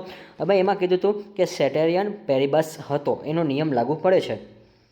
અને ચેન્જ ઇન ધ કોમોડિટી કે one oven price causes moment along the demand કરવો, કે જો પ્રાઇસમાં ફેરફાર થશે તો ડિમાન્ડ કરવામાં પણ ફેરફાર કરવો પડશે, એટલે પ્રાઇસ વધે છે તો ડિમાન્ડ કરવો ઘટે છે, અને ડિમાન્ડ કરવા જે વધે છે તો પ્રાઇસ સામે ઘટાડવી પડે છે. તો અહીંયા લગભગ મારા મત મુજબ સ્ટેટમેન્ટ કયું આવશે? ચાલો, તમારા મત મુજબ પણ કહી શકો છો. તો મને તો એવું લાગે છે બોથ સ્ટેટમેન્ટ કેવા છે? સાચા છે. તમે જોઈ લેજો ટોપિક આપણે જે આગળ કરાવ્યા હતા એના બેઝ ઉપર. ચલો, આઈ હોપ કે આપણે અહીંયા આન્સર કયો આવશે? Both statement are the correct. ચલો, કન્સિડર ધ ફોલોવિંગ. જો અહીંયા કન્ફ્યુઝ થાવ છો એટલા માટે જ મેં તમને આ બધા ટોપિક કરાવી દઉં છું. અઘરા ટોપિક પણ કરવા પડે, પણ આ ક્યારે આવડશે? જ્યારે નાનું નાનું આપણે ભેગું કરશું ને ત્યારે આપણે મોટું મોટું પણ આવડી જશે. ક્યાં લખ્યું છે? Income effect. ઇન્કમ છે એ ઇફેક્ટ કરે છે. Help explain the downward sloping demand કરવો. Yes, it is a true કે આવક અસર નીચે તરફ ઢાળ ધરાવતા માંગ વળાંકને સમજવામાં મદદ કરે છે. યસ, કરે જ છે. આવક અસર જેટલી ઘટે છે તો માંગ આપણને સમજવામાં સરળતા રહે છે. પછી substitutes effect helps the explain the downward sloping the downward કરવો, એટલે કે અવેજી અસર નીચે તરફ ઢાળ હોય તો માંગ વળાંકને સમજવામાં પણ મદદ કરે છે. યસ, આ પણ સાચું છે. And diminishing marginal utility can help explain the downward slope. તો જો બધામાં ઘટાડોની વાત કરે છે કે સીમાંત ઉત્પાદકતા ઘટાડો થાય તો નીચે તરફ ઢાળ સમજવા મદદ થાય છે. યસ, તો 1, 2 ને 3, 3 એ 3 સાચા છે. પછી શું લખ્યું છે? સ્ટેટમેન્ટ આપેલું છે AR is equal to price. ચલો, અહીંયા કીધું છે ફોર્મ્યુલા બેઝ ઉપર.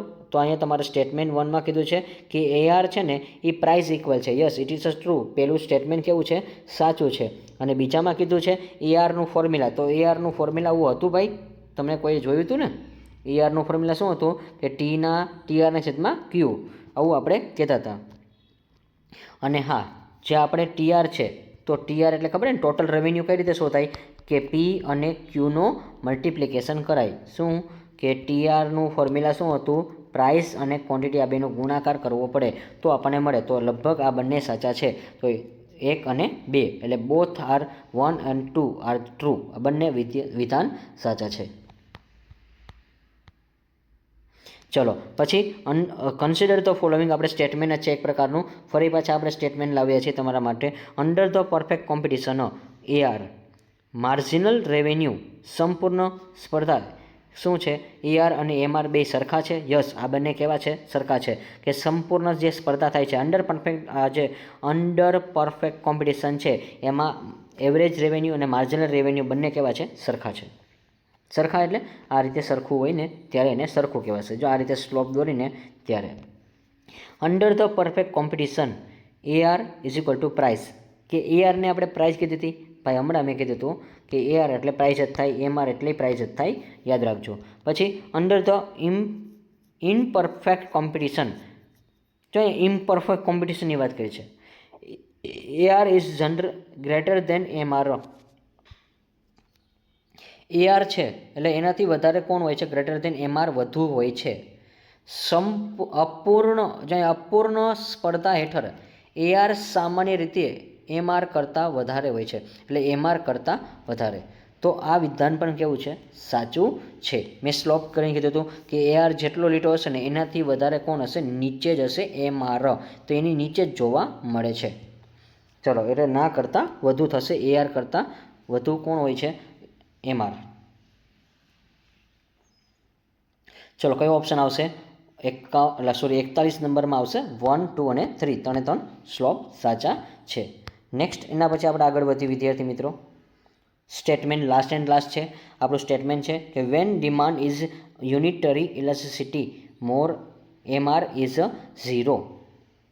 ચલો, તો આ વિધાન કેવું છે?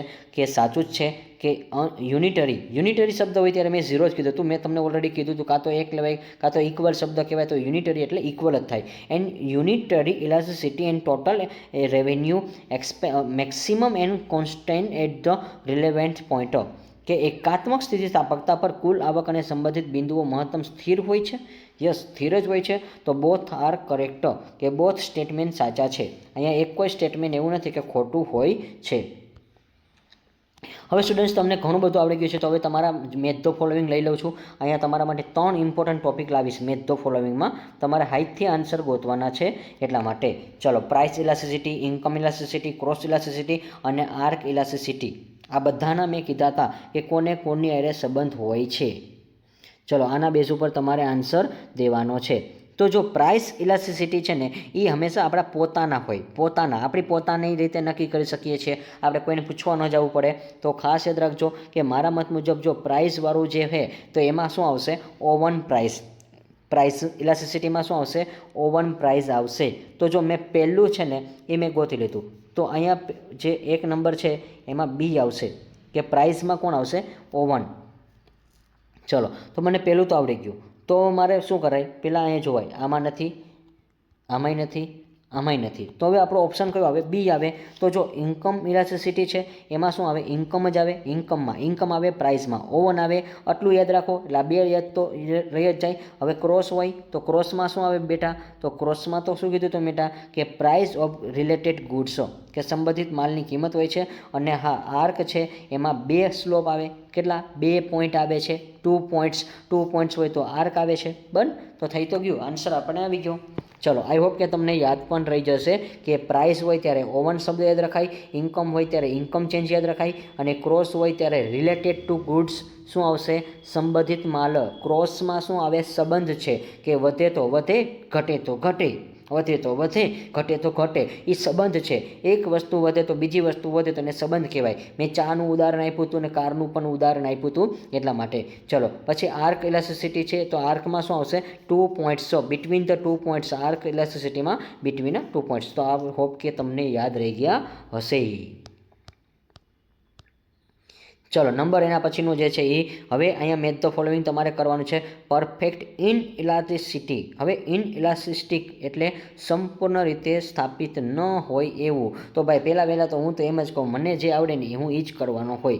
તો આપણે જો પરીક્ષામાં ટ્રીક વાપરવી પડે, આપણને જે આવડે ને એ પહેલાં કરાય. તો હંમેશા જો પહેલાં જો હું કહું ને એ કે યુનિટરી, તો યુનિટરી શબ્દમાં કયો વર્ડ મેં કીધો હતો કે તમારે યાદ રાખવાનો થાય. ચલો, યુનિટરી શબ્દ છે કાં તો ઇલાસ્ટિક જે શબ્દ છે, તો ઇલાસ્ટિક શબ્દ યાદ રહી જશે.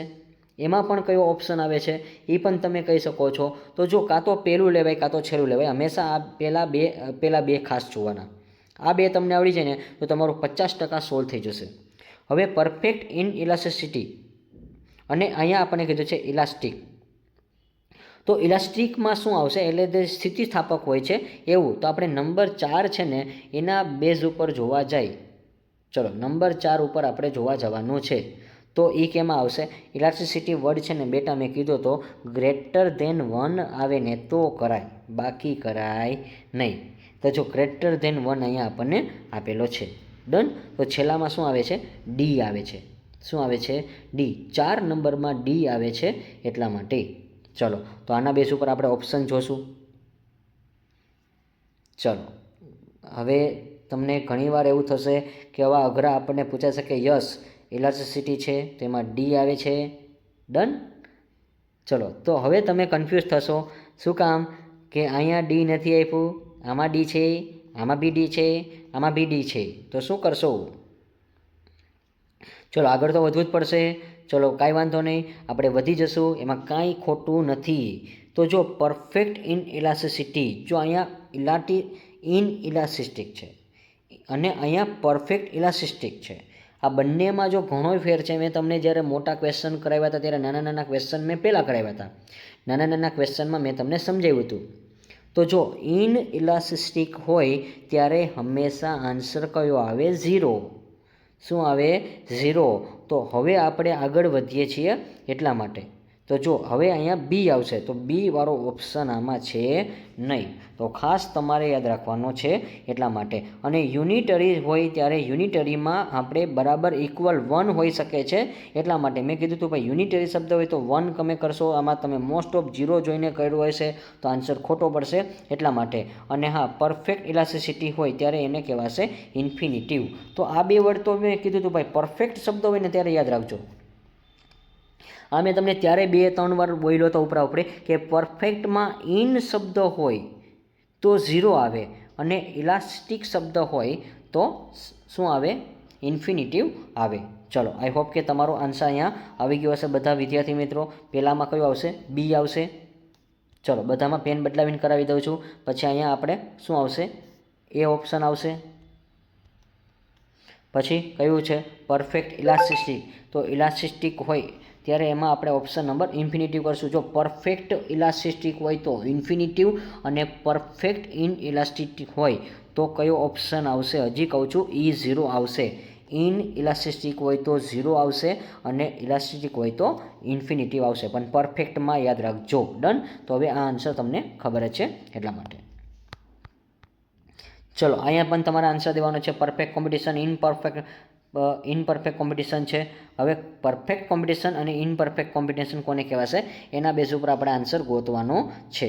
તો જો પરફેક્ટ કોમ્પિટિશન એટલે કેવું કે બધું સરખું હોય એવું. તો જો પરફેક્ટ કોમ્પિટિશનમાં બધું સરખું હોય એવું કયો છે? Option number C. કયો છે? Option number C. બધું સરખું હોય એવું. સોરી, પરફેક્ટ આપણે બોલ્યો ખોટું. સીનું આવે, બી આવે. બી શું કે પરફેક્ટ જે કોમ્પિટિશન છે એમાં શું આવે કે AR સરખું હોય, MRA સરખું હોય અને P પણ સરખો હોય. ચલો, કન્ટિન્યુ આપણે બોલીએ છીએ. ચલો, હવે આપણે આગળ વાત કરી. ચલો, અહીંયા પહેલાં પેન બદલાવી નાખી. ચલો, પહેલાં આપણે ઓપ્શન આપણને બી મળી ગયો છે. પછી ઇનપરફેક્ટ કોમ્પિટિશન. તો ઇનપરફેક્ટ કોને કહેવાય? જ્યારે આપણે ઇનપરફેક્ટ શબ્દ કીધો છે તો એના માટે એક જ વસ્તુ છે, તો આપણે શું કીધું છે કે કાં તો આપણે માર્જિન જોવું પડે, એટલે કે માર્જિનલ રેવન્યુ અને એકચ્યુઅલ રેવન્યુ એમાં આપણે જવું પડશે. ચલો, તો હવે આપણે આ ઓપ્શન વાંચી. પહેલાં નંબર વાંચી, ઇલાસ્ટિસિટી ઓફ ધ ડિમાન્ડ કે સ્થિતિસ્થાપકતા માંગ કોને કહેવાશે. અને ત્યાર પછી લખ્યું છે યુનિટરી ઇલાસ્ટિસિટી ઓફ ડિમાન્ડ. તો જો યુનિટરીમાં ક્યારેક ઓપ્શન આ યુનિટરીમાં 0 પણ આવી શકે છે, ખાસ યાદ રાખજો. એટલે 4 નંબરમાં શું આવશે? ડી આવશે. તો હવે આપણે ઓપ્શન એના આધારે જોઈ. આ બે ઓપ્શન આપણે પહેલાં જોવાના છે. ચલો, મેં તમને કીધું હતું એમ કે પહેલાંમાં આપણે શું આવશે? બી. અને જે યુનિટરી છે એમાં ડી. તો પહેલો બી વાળો હોવો જોઈએ. તો આમાં બી નથી. ચલો, આમાં બી છે, આમાં બી છે અને આમાં નથી. પણ આમાં નથી. હા, તો જો આમાં બી અને ડી બંને આપણે આવી જાય છે તો એનો મતલબ એમ કે આપણો ઓપ્શન આ જ આવશે. તો ઇમ્પરફેક્ટ કોમ્પિટિશન છે એમાં શું આવશે? ઇમ્પરફેક્ટ ક્યારે કહેવાય? જ્યારે એવરેજ રેવન્યુ કરતાં માર્જિનલ રેવન્યુ વધુ હોય ત્યારે. અને ઇલાસ્ટિસિટી ઓફ ડિમાન્ડમાં શું આવશે કે marginal revenue is equal to greater than 0. Done. તો આ આપણા ઓપ્શન હતા. ચલો, હવે જો તમને હાઈ લેવલનો એકાદો ક્વેશ્ચન 1-2 બનાવીને આપું છું કે શક્યતા પ્રેક્ટિકલ બહુ ઓછા છે એટલા માટે. If the price fall by the 10% and quantity demand increase by 20%, price elasticity of demand કે જો કિંમત 10% ઘટે છે અને માંગ છે જથ્થામાં 20% વધારો થાય તો કઈ કિંમતને આધારે થશે? તો અહીંયા તમારે કાંઈ નથી કરવાનું, 10/2 કરવાના છે. 20/10 કરવાના છે. તો 20 તમે 10 કરશો એટલે ઇલાસ્ટિસિટી ઓફ ડિમાન્ડનો નિયમ લેવાનો છે કે 20 તમે 10 કરો એટલે તમારો જવાબ બી આવશે. પછી શું લખ્યું છે? ઇફ પ્રાઇસ ધ ફોલ કે જ્યારે કિંમત ઘટે છે end total expenditure remain the unchanged the elasticity. તો એના માટે કયો ઓપ્શન આવશે? Equal to 1. શું આવશે? પ્રાઇસ ઘટે છે ત્યારે કુલ ખર્ચ યથાવત રહે છે, એટલે અનચેન્જ કીધું છે કે કોઈ ફેરફાર થતો નથી, તો એને કહેવાશે ઇક્વલ ટુ 1. ચલો નેક્સ્ટના પછી હવે એવરેજ રેવન્યુ કેટલા છે? 100 છે. તો એ હવે ઇલાસ્ટિસિટી કેટલા છે? 2. તો કાંઈ નહીં, ડિવાઈડ કરી નાખો. ચલો આન્સર આવી જશે.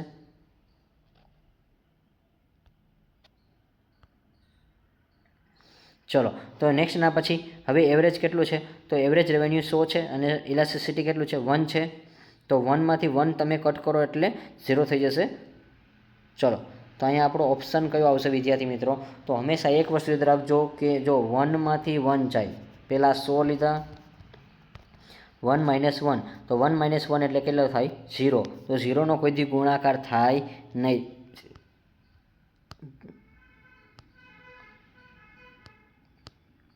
ચલો આ લાસ્ટ હશે આપણું બનાવેલું છે હાઈથે, કે જો યુજીસી નેટ છે તમે પરીક્ષા દેવા જાઓ છો તો એના માટે કયું વિધાન સૌથી યોગ્ય હોય? તો કાંઈ ન ખબર પડે ત્યારે યાદ રાખજો, એક ટ્રીક આપું છું કે ફ્રીમાં છે કે સૌથી મોટો જવાબ હોય ને લખી આવવાનો હોય. મોસ્ટ ઓફ એવા આન્સર આપણે તુક્કા મારી શકીએ છીએ. તો એના માટે AR, MR અને કિંમત કેવી છે? સરખી છે. જ્યારે અપૂર્ણમાં AR સામાન્ય કરતાં એકચ્યુઅલ રેવન્યુ છે, એવરેજ રેવન્યુ સામાન્ય રીતે પછી શું કીધું છે? માર્જિનલ રેવન્યુથી ઉપર જ હોય છે. તો આપણો ઓપ્શન નંબર સી આવશે. ચલો આઈ હોપ કે આ તમારો ટોપિક કમ્પ્લીટ હશે. અને વન શોટ રિવિઝન વિદ્યાર્થી મિત્રો તમે જ્યારે એપ્લિકેશનમાં પરચેસ કરો છો ત્યારે હંમેશા વન શોટ રિવિઝન હું તમને આપું છું. બંનેમાં સેમ જ હોય છે કે આ જે તમને કમ્પલસરી આપું છું, બંને વાર ચાર્ટ આપું છું. તમે જ્યારથી પ્રિન્ટ કાઢો છો ત્યારથી તમે આ લાસ્ટનું આટલું રિવિઝન કરશો એટલે એમાં તમામ ટોપિક તમારા આવી જશે. તમારા ફોર્મ્યુલા પણ અહીંયા આવી જશે, તમે ટેન્શન ન લેતા એટલા માટે. ચલો તો આશા રાખું છું આ વિડીયો તમને ગમ્યો હશે. જો ગમ્યો હોય તો મેક્સિમમ લાઇક અને શેર કરવાનું ભૂલશો નહીં. Thank you for watching this video. Like this video, share this video, follow with SGC.